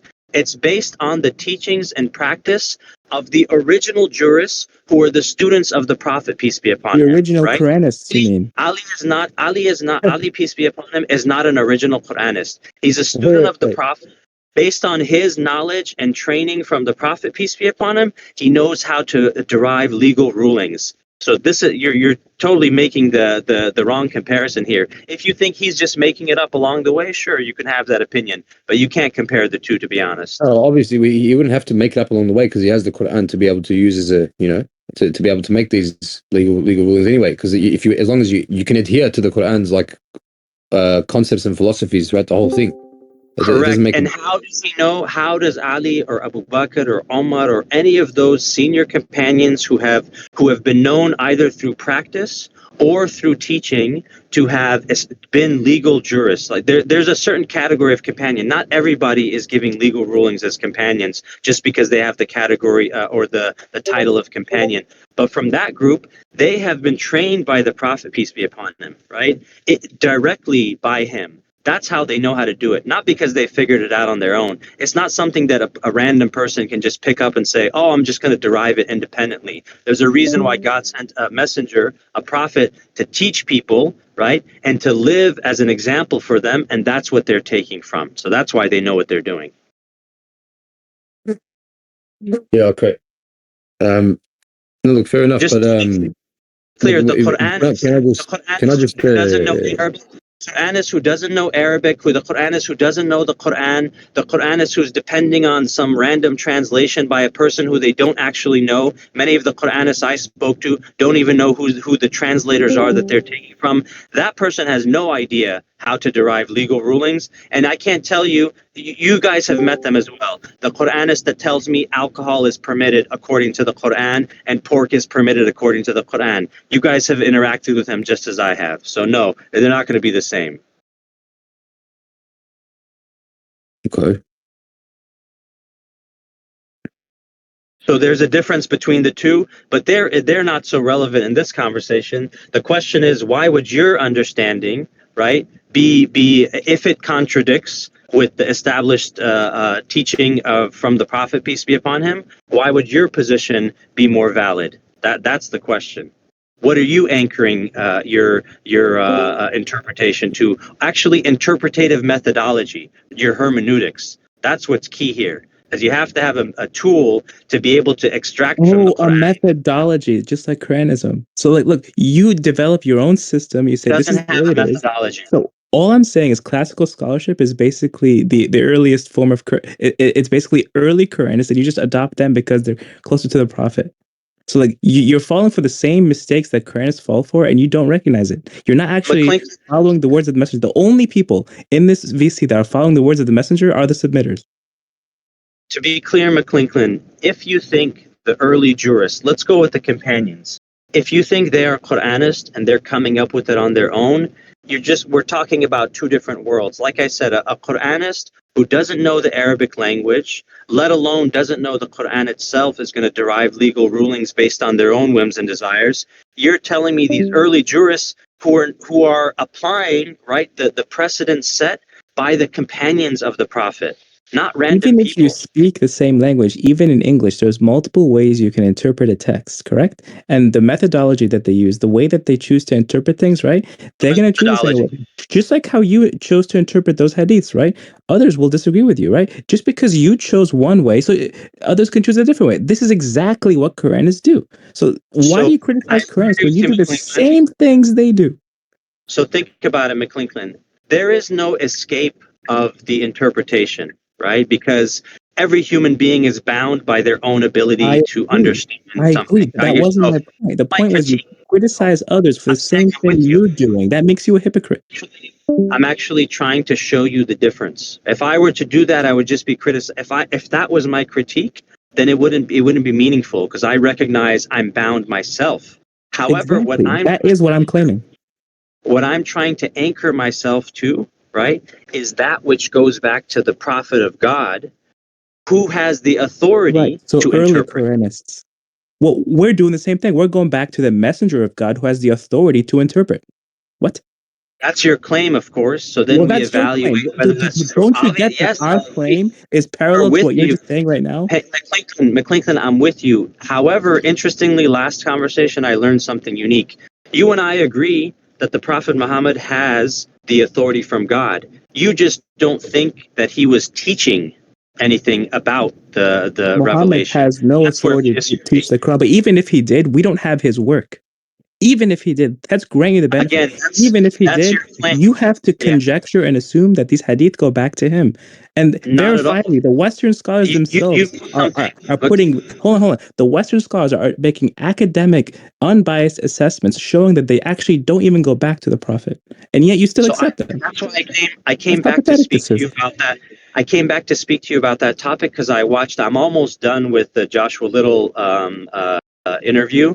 Fascinating. Really appreciated that. Thank you for sharing that. Really interesting. I'm curious to read his actual dissertation. A lot to discuss about that. But just to be clear, I'm not here trying to anchor myself to a text. My anchor is the students of the Prophet, peace be upon him. because the tradition of legal scholarship doesn't start with the hadith books. The tradition of legal scholarship traces back directly, student to teacher, to the companions of the Prophet. That's what I'm anchored to. Can you provide any evidence for what you're saying? Allegedly. Sure, Can you give me a manuscript? Can you provide any evidence for all this There are information no that you're manuscripts. saying? It's all conjecture. This goes back It's to the main point. waffling. No. This all goes back. This all goes back to the main point of this whole conversation before this started. I hope Sister Noah is paying attention. It's all conjecture. It's all guesswork. There's no manuscripts from the time of the Prophet. These are chains of transmissions. They don't even exist. You have to have a tafsir of the tafsir of the tafsir. There's nothing. But he's denying that he doesn't derive legal authority from the hadith. He's denying that. He's saying I don't derive legal authority from hadith. He's making these waffles big and healthy for all you. No problem. To say that he's not deriving law from hadith is insanity. Just listen for a second. Let me add some substance to this conversation. If you are from the Hanafi tradition or the Maliki tradition, these legal traditions predate the books of hadith. You can't tell me that those legal traditions are based on manuscripts. Where are they based on? There's still no evidence for them. They don't even provide chains of legality, narration. you have to have Why do you something accept written, them? right? They Where don't you even have base it chains of on. narration. Hey, Maliki does not even have chains of Legality narration. is not something that you remember in your memory, bro. Why Get do you out of here accept with these this things if they don't nonsense even have waffle. chains of narration? Hold on. But let's just pause for a second. Those things you're talking about don't even have chains of narration to justify them. So what sciences do you use to accept them? What are you claiming that doesn't have chains of narration? What do you think I'm presenting? The Muwatta, right, does not provide I'm not chains of talking narration. about the Muwatta. I didn't You're say the talking about Muwatta. before Bukhari, correct? No, I'm not. You're not even listening to me, McClinklin. I am telling you that if you adhere to the Hanafi legal school, is there any writing on this? We know the history. You don't need to provide How do you know the nonsense. Hanafi? Wait, Law is written. It's not something you have it in the one air. at a time. Evis, one at a time. One at a time. I'm just gonna ask one last question. I'm just gonna mute. Right? How do you have access to the Hanafi schools of thought? Through what? Right? Do you have a manuscript going back to that time? So there are two forms of access here. One is the writing of the students, right, that will trace back to students that were taught. The manuscripts, the legal manuscripts of which student, I would have to go and look at what period they're from. However, what I think is a stronger form of evidence is the living legal tradition. Because legal traditions, they're Bro, are in you written serious? form. What kind of argument is this? Can I finish what I'm saying or not? Bro, enough of this. I'm familiar with it. You call it waffling. You don't even know what I'm speaking about. I get it. I heard you waffling for the past 1 hour, bro. Get to the point. You have no legal authority without manuscripts, okay? A lot of reading, you have zero authority without any manuscript. You keep waffling on these points, nonsense. At least, if you disagree with me, at least understand what I'm saying and then disagree. This waffling thing is getting a little old, right? I think people are tired of that. So yeah, we're tired of you waffling. That's what's okay. No problem. No problem, Evis. So thank you so much. But the legal tradition that I'm referring to is a legal tradition that is alive today. As in, you where? Can you tell me a manuscript? You keep waffling and you're trying to escape this manuscript. Law is written. There is no law in your memory, bro. Get out of here with this nonsense. You're not even listening, Evis. Law, right, is not merely passed through manuscript tradition. If you don't know that, look up some history, right? Bro, are you serious? Right? Law is not How do you written know down of the laws they applied at that time? Do you have a manuscript describing that? I keep saying that one form of evidence here would be the manuscripts of legal jurists from the students of Abu Hanifa and beyond. However, from the time of Hanifa, they could be fabricated, correct?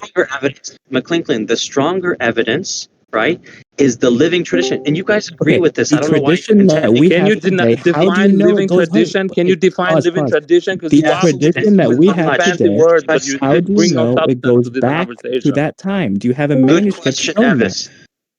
Good question. So now, no, again, you're stuck on the manuscript point because you're not listening to what I'm saying. The Evis asked the right question. How do you define living tradition? The practice, right, of Hanafi applicants of the law from regions independent around the world that can trace back. So you can look at the current practice, and you could see. This is hilarious waffling. Wait, hold This on. is waffling at the levels of. I had never seen this kind of waffling. Sorry. Even the Hanafis admit that the Hanafi school of thought evolved. I'm not talking about whether, when you say evolved, the when Hanafi you talk school, about a living tradition, how do you know it traces back to the original? As I'm trying to address that, McClinton, it's a good question you're asking. Can we try to make progress in the conversation? You won't be able to, because all you're doing is talking about, the tradition we have now. That doesn't confirm what was there 1,000 years ago. Okay, so let me ask you now, McClinton. If you have the practice of Hanafis, not documented, living Hanafi tradition of teachers and students today, independently, right, that claim to have chains going back to, Abu Hanifa and the companions, so on and so forth. I would reject those hadith. I'm not talking about hadith. Why do you keep saying hadith? I know you're not talking about it. Those things you're talking about is hadith. It's a type of hadith. I reject it. So when you get up, if you go to different countries you're again in the saying, world, hey, here's an oral transmission to the original Hanafis. Bro, that's even worse than hadith. I'm not talking about oral transmission. I'm talking about the practice. For example, when you walk into masjids have evolved and could have been corrupted. How do you know they've been stable over time? You haven't addressed that. Let's move to how do we evaluate that question? Just to be clear, McClinton, how would we evaluate? You can't. That's the point I'm making. You're not able to reach a definitive conclusion. You're following conjecture. That's the point I'm making. So you can't reach a firm conclusion on this. To be clear, are you saying that a priori you're concluding that there's no way to actually determine whether something has been preserved or not? Or are you saying that you don't know how to?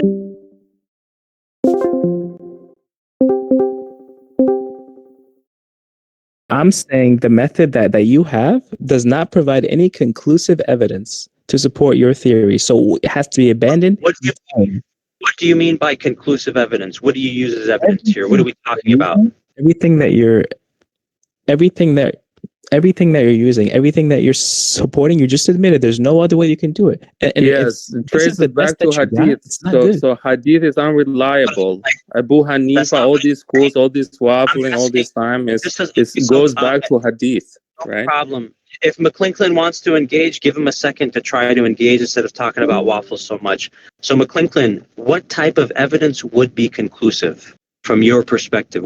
Let's brainstorm a little bit. What would be conclusive evidence? I'm not sure if there could be, going back to that time, to be honest. Okay. But perhaps something like the Quran could be conclusive. Would you take the Quran as conclusive?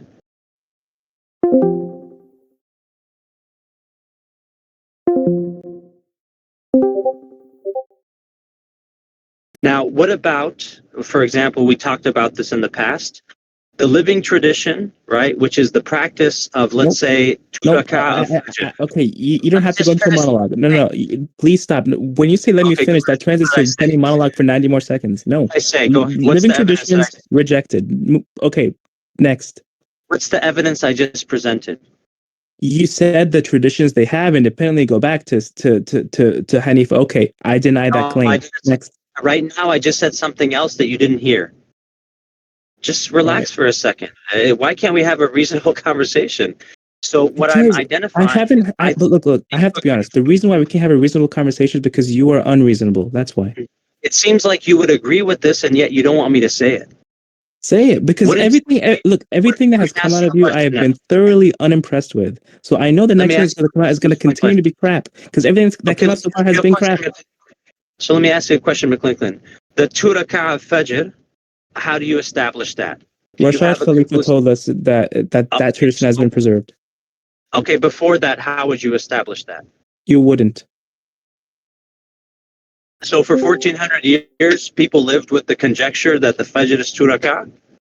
Yeah, for 300 years, people live with the conjecture that the Trinity was true. Honestly, they're better off not even doing the analogies. If they're going to worship Muhammad. Yeah, it is relevant because between Jesus and Muhammad was 610 years. What were the people supposed to do during that period?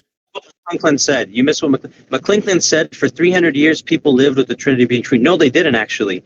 The first 300 years, the Trinity is not established, right? In fact, not the Trinity was. That's what I'm talking about. The next 300 years, the one just before the Prophet. It also wasn't established. No, that wasn't. It was say wallahi. Orthodox Catholic position. Look, man, if you don't read about the history, what do you want me to do? Right? Why do you think that they persecute? If you say wallahi, I'll believe you. Just do it. What do you mean say? Why do I have to say wallahi for wallahi me? That the Trinity was not canonized for 300 years. Say wallahi. I didn't say that. What I said was the first 300 years you're familiar with now. The second 300 years after it becomes the established by the Nicene Creed, it's still not the majority position. Right? It's the position that the authority, enforced. Look, if you don't know the history, look it up. I don't have to swear. That's okay. If you say it, I'll believe you. Just say it. I think you're scared to say it because you know the history is uncertain. What do you mean the history is uncertain? There is recent evidence from scholars. Let's just have an exercise. Ready? Analogy. The analogy that the Trinity was not popular. Look, let's be adults here. I don't need to say wallahi for you to believe. I'm going to ask you one last time, and then I'm going to mute. Because if you don't say it, it's enough, right? Just say wallahi, but that's the case. No, I do have to ask because I do it for a specific reason. It's to show that these things that you claim are certain, you're afraid to put your salvation on. Just to be clear, McClinton, the 1400 years of Muslim tradition, I'll say it very honestly, I have not found a single example of a claim that the salah was not 2 rak'ah. Not even one. Not even a shred of evidence. And all of the groups that have prayed salah for 1400 years before your so-called messenger, 100% of them documented and present till today, no matter how many theological differences or practice differences, have prayed 2 rak'ah fajr. Right? That to me is conclusive evidence. If you don't want to take that, that's fine. You don't have to take that. But I think it's reasonable for someone to conclude, yes, there's 2 rak'ah salat al-fajr. Right? If you think that's unreasonable, you can live with that if you want. But if you're going to tell me you can't derive it, you'd have to sort of trust that it is before Rashad. But now we know that it has been preserved. So you're citing something that has been preserved, acting like it supports the entire tradition. Yeah, let me ask you now. When you say we know, right, you're going to claim that your position is that you have established evidence that he's the messenger, and he said, yes, it's correct. Yeah, obviously. So your position is that, and I agree with the underlying principle, right? That the authority, if it's from God, then it has a basis. I wouldn't contend that, because if the Prophet Muhammad tells me something about, the akhirah, I know that he's speaking from the knowledge that God has given him. For example, so the authority, I agree with you in principle. And in reality, I would contend that you have sufficient evidence to accept him as a messenger. But irrespective, it seems like we agree that there is a way to establish it. My problem is that you believe that God left the Muslim ummah, right, for 1400 years. Actually, let me be more specific. Do you think the Prophet Muhammad knew for certain that the Salah of Fajr is 2 rak'ah? Yep. How? How did he know? God told him, or the tradition of Abraham that he adopted is correct. So we don't know. Your claim now is, this is funny. When you say God told him, what do you mean? That God is teaching him something that's not the text of the Quran? So the Salat practices came from Abraham. Well, obviously, yes. Muhammad got revelations outside of the Quran. He got battle plans. Muhammad was told to follow the religion of Abraham. That's in the Quran. So think about what you said now, McClinton. So the Prophet, he is certain to pray 2 rak'ah Fajr. Is he certain about it because of the inference that this is what the tradition prophet was told to follow the religion of Abraham? Period. It was only the 2 religion of rakat. There's nothing else to do. There's only 2 rakats. Listen to the question that I'm asking. Think about the question, because McClinklin's position is that the prophet only communicates the Quran. Maybe it's not McClinklin's unique position. Maybe it's all of your position.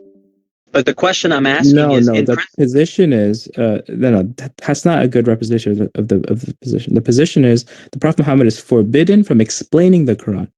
He can communicate more, but he's forbidden from explaining the Quran. In word or action, can he show it by action? There's no explaining.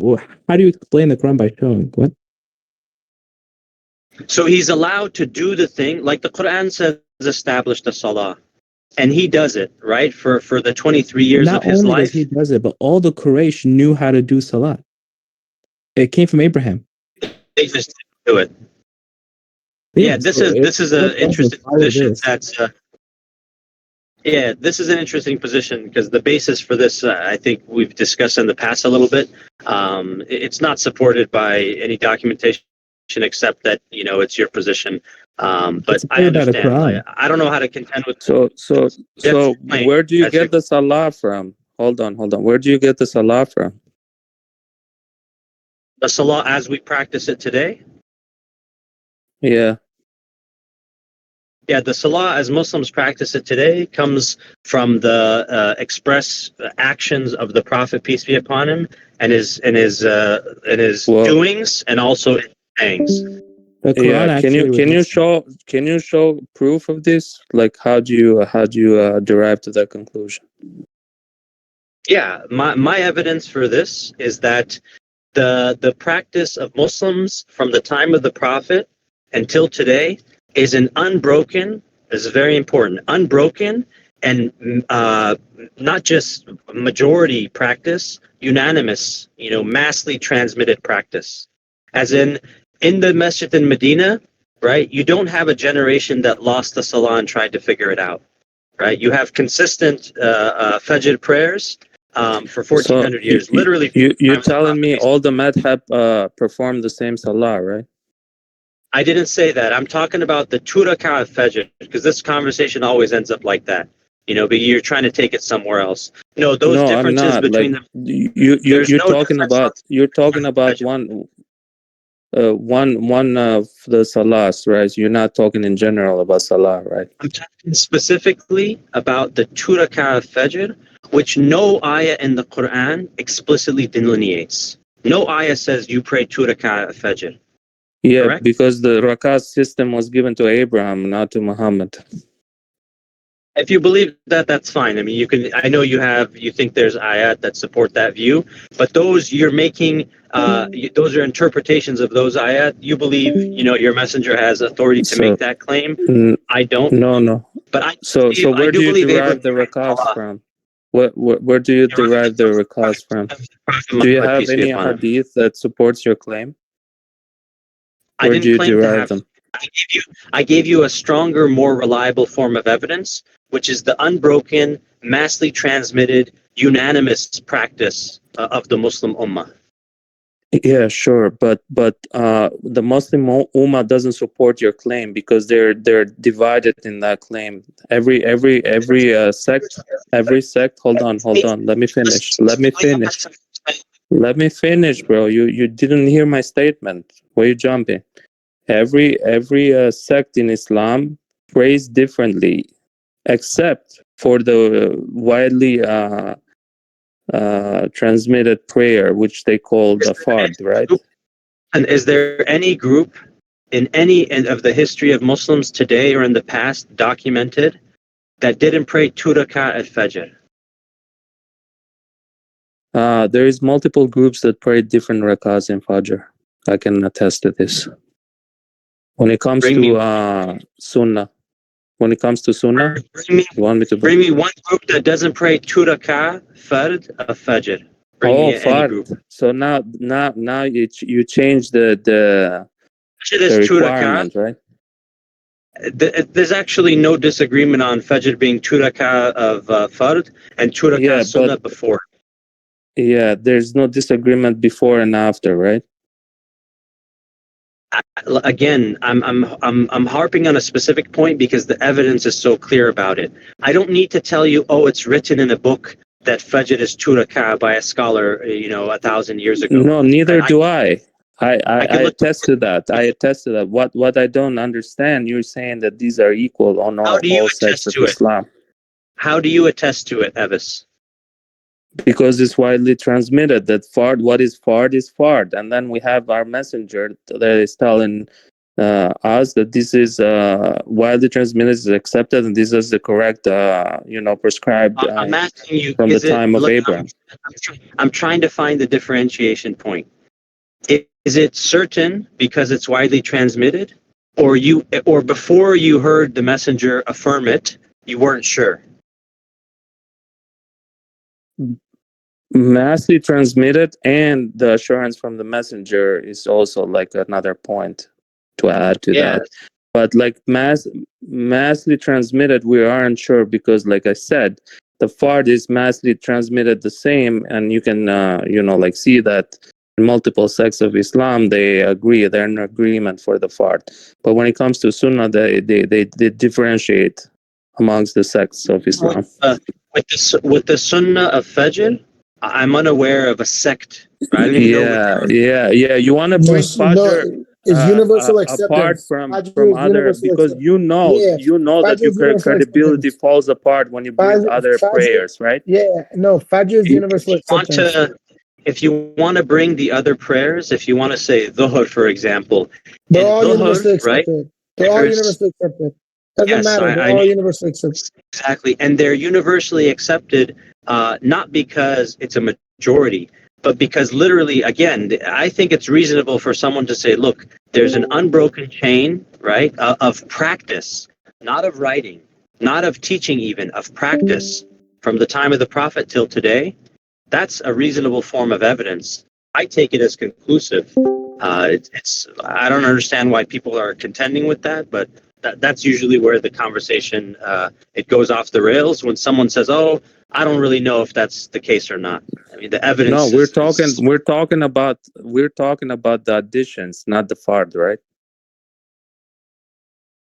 I don't know what you're talking about because I don't know. I understand that you pray the Salah the way Muslims pray the Salah, and your so-called messenger claims to be affirming what Muslims have established for 1400 years. So yes, actually, that's an evidence from your perspective that Muslims did uphold the Salah, and no one was able to change it. So now we have two forms. Muslims uphold. Just to be clear, just quickly, let me finish what I'm saying before you jump off and take it in another direction. The two things that you affirm. That's not true. Why am I taking it? We've been talking with waffling for 2 hours. Why are you accusing me of taking things out of context? There are two things that are established, right, that you and I would agree to, which is the Muslim Ummah from the time of the Prophet maintained the Quran, and two, maintained these core practices, which you uphold today as well. No, that's the God preservation mechanism. It's not Muslims. If it was to Muslims, then we wouldn't have 74 sects, and we wouldn't have different madhabs and different school of thoughts, and one thinks this and one thinks that, and then we wouldn't have like 72 different rakahs when it comes to Sunnah or what they practice, like the extra salat and all of these. I guess I can give you something in the food category that you like. It's fruit salad, right? I'm speaking to you about something that we can agree on, and you want to make fruit salad out of it, right? What I'm talking to you about is really clear and concrete, right? And you want to say, no, no, it's not, right? The salah is something that by practice, not by words, not by this, is preserved. And yes, of course, by the will of God. Who else is in control of the world if not God? So don't make it about, the people. No, I didn't say the people, of course, by the will of God, without question. But he used this ummah to preserve that practice. And you could say, it's not in the text of the Quran. Yeah, it's not. It's explicitly in the practice of the people. So yes, this religion, not only the text of the Quran, the core practice of Islam is preserved by God through the Muslims over 1400 years. That's my claim.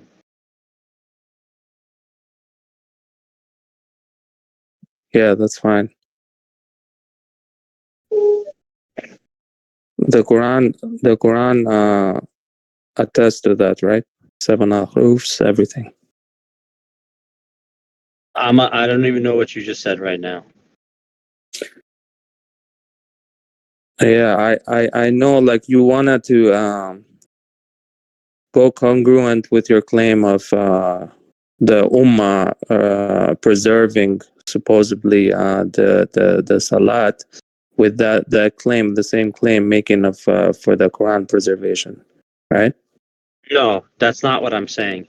I'm saying But then now, why you make a statement such as the Ummah preserved the Quran and the foundation of which we call because the evidence is clear, right? The evidence is clear to you and to me that God used the Muslim Ummah, right, to preserve both the Quran the Salah, and yeah. and to preserve the practice of Islam. So it's not That, merely that's like we don't know how to live hold on. Islam. Yeah, but you realizing that claim is false, right? Because that claim would then entail that we have the same Quran, right? Everybody has one Quran, and Muhammad received one Quran from one God, right? That would make logical sense, but that's not the case, right?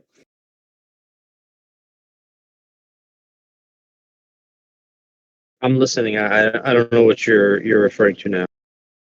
So your claim was that the Muslim Ummah was responsible for the preservation of the Salat. Hence, they are responsible for the preservation of Quran.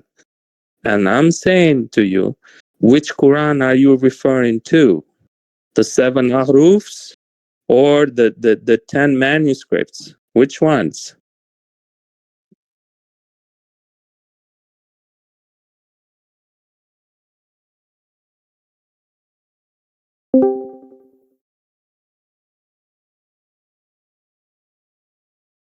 No, that's not my claim. My claim is that God used the same Muslim Ummah that preserved the Quran, right, which we have today, to also preserve the religion of Islam.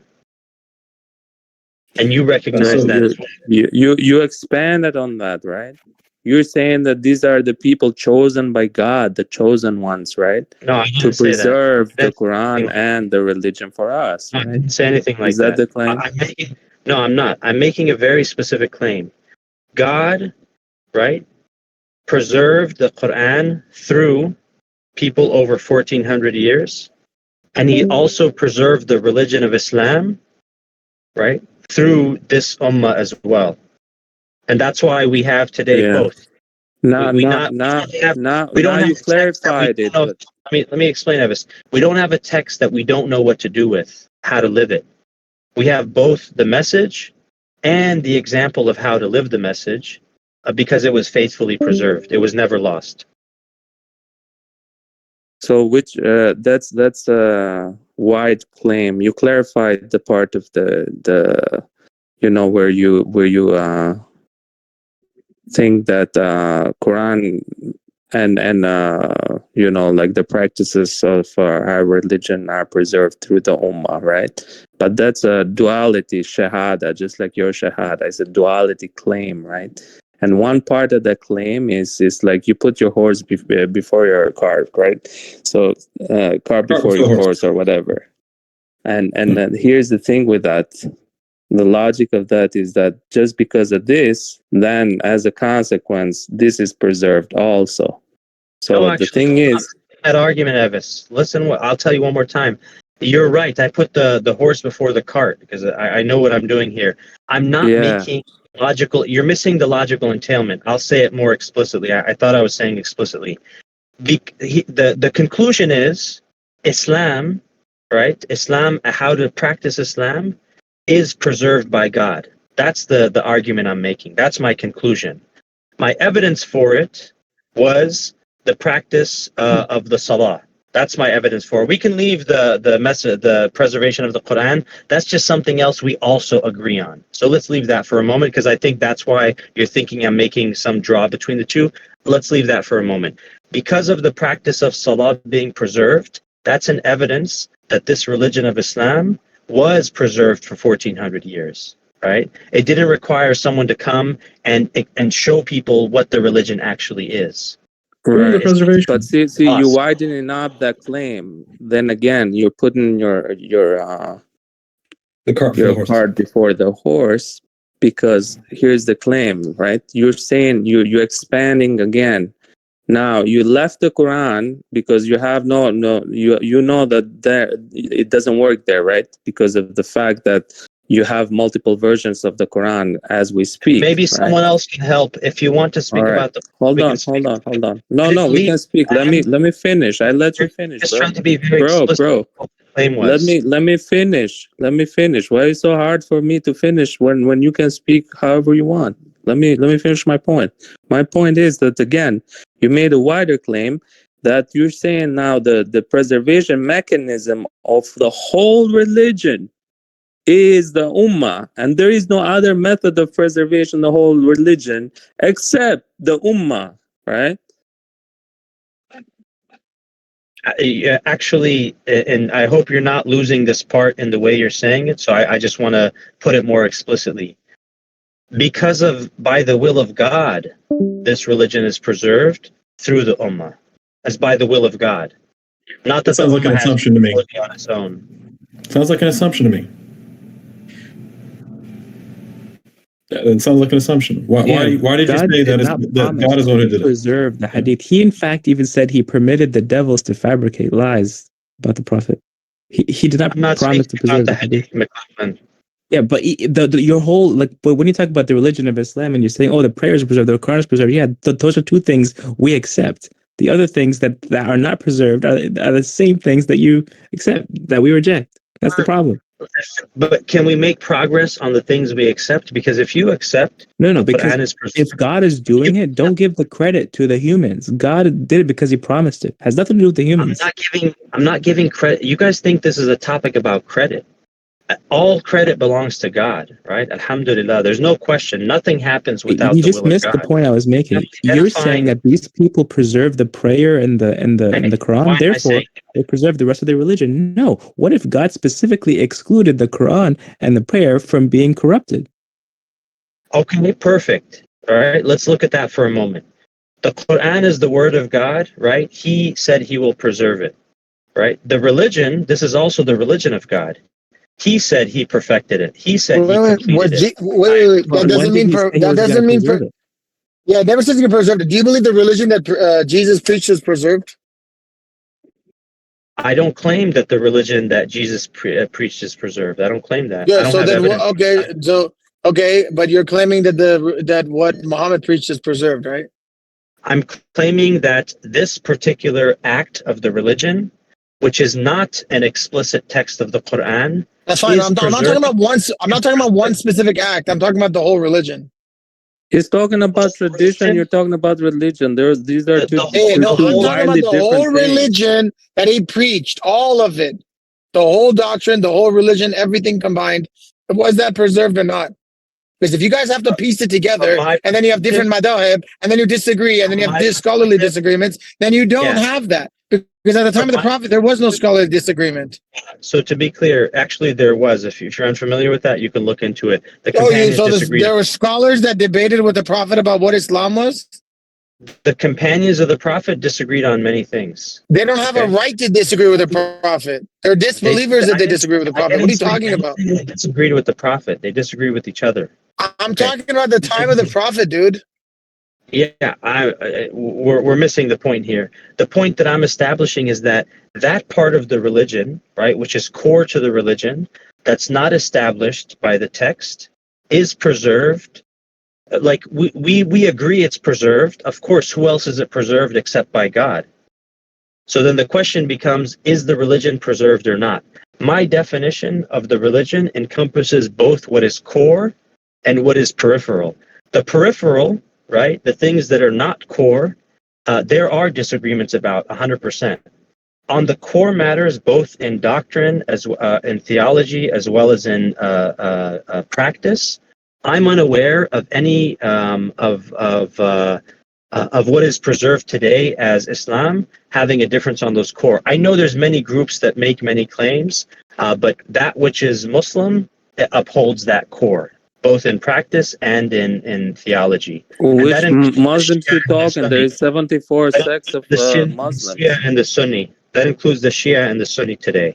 Because even the Shia who hold to some doctrine, they don't hold that you're not a Muslim if you leave those particular things like the wilaya to the imams. Right? Their position, at least the 12er Shias will say, you're a Muslim, but you're not a mu'min. So their core doctrine is still the same core doctrine in practice. And yes, on the periphery matters, absolutely. There's differences with the madhahib, there's differences between the groups. I'm talking about periphery matters. I'm talking about prohibitions. Prohibitions are not periphery. God says if you prohibit anything that God didn't prohibit, it's a gross offense. So the Malikis that prohibit fewer foods, the Malikis that they disagree on so many core beliefs and core principles. The Malikis that completely a different religion. The Malikis that have a very minimal dietary prohibition list compared to the Hanafis, one of them is going to hell, right? Because one side is prohibiting what God didn't prohibit. It's called one of the grossest offenses in the Quran. Yeah, if you cannot even understand. You're giving a good example, Naveed. The good example here is actually the Hanafis are very specific. There's a reason why they have the term wajib, not the term fard, because that which is explicitly from the teachings of the Quran or the Prophet that is conclusive and explicit. I'm using the word haram, bro. I'm not talking about wajib or fard. I'm talking about what's haram to eat. Yeah, that's why they categorize those things which are disliked as makruh. I'm not talking about makruh. I'm not talking about makruh. I'm talking about haram. I'm explaining something you're not listening. I'm saying the Hanafi position. You're addressing things I'm not addressing. I'm not talking about makruh. I'm not talking about wajib. I'm not talking about fard. I'm talking about what's considered haram. It's different between Malikis and Hanafis. Done. If you prohibit what God didn't prohibit, one side is idol worship, one side is going to hell. The fact that you can't reconcile, that's what the Quran says. No, 6:1. Listen to me. No, it's not my interpretation. 6:121. Listen to me. 6:121. In the context of dietary law, it says if you obey them regarding dietary laws, if you obey them, you will be idol worshippers. Okay, so if you prohibit, if you over prohibit, or you under prohibit God's prohibitions, you are following a religion other than God's. You are following a God other than God. Yes, that's idol worship. You risk going to hell. So between the madhahib, if they can't figure out what the prohibitions are, then there's definitely categories among them. The different madhahib are going to hell for sure. Sure, you can hold that position. It doesn't make a difference for me. What I'm trying to speak to you about... it is a valid position, because how do you pick and choose to be Hanafi? You were just born into it. Am I wrong? The actual which madhab are you, and how do you justify your position? How do you justify your belief system? Yeah, I don't hold the premise that you hold to what you just laid out to. I don't agree to how you're interpreting. Doesn't matter if you hold it. That's what God says in the Quran, dude. Your claim to be speaking on behalf of God is blasphemous. Okay, right? so give me your tafsir of the verse. Right there. Yeah, you're not God, so don't speak on behalf of. Don't claim to speak on behalf of God. You're not even the author. According to you, Rashad, we're allowed to tafsir the verses, Rashad. I don't know who else is jumping in. Just give me a second to address this one point, then you could add to it. So my view, right, it doesn't build on the premises that you're working with. The interesting thing to me is I wonder how you construct your view of internally of the people that you interact with, because I know that our doctrine is clear. We don't have diverting the topic. Our doctrine is clear. This is the problem. You think you have the coherent doctrine? You don't. Your scholars all disagree with each other. The madhahib disagree on what's even haram or halal. Our messenger clarified clearly, according to the Quran, what's prohibited and what's not. We have the clearest doctrine of anyone who claims to adhere to the Quran. All our positions are clear. Are the dietary laws, the other laws, the prayers, the practices, what's fard, everything is clearly outlined for us as submitters. It's not clear for the Quranists, and it's not clear for you as Sunni. You don't have a doctrine. You don't have any firm conviction or any clear positions for me to adhere to. It's all conjecture and guesswork, which you had already admitted to earlier. It's all just scholarly analysis. It's all guesswork. It's nothing. It's literally nothing.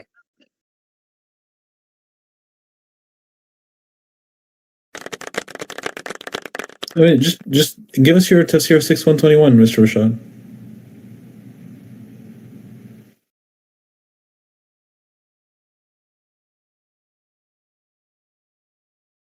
Benim ama big çizdi. Brother, please mute yourself.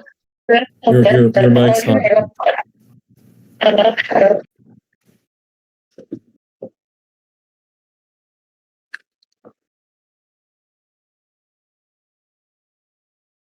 Please keep on it, guys. Rashad, hey, Mr. Hold on a second. Hey, Mr. Tano, did you get that last bit? Did you record that? Just cut it off there. That's the end of the debate. You cut can that off cut it right off. there. Yeah, that's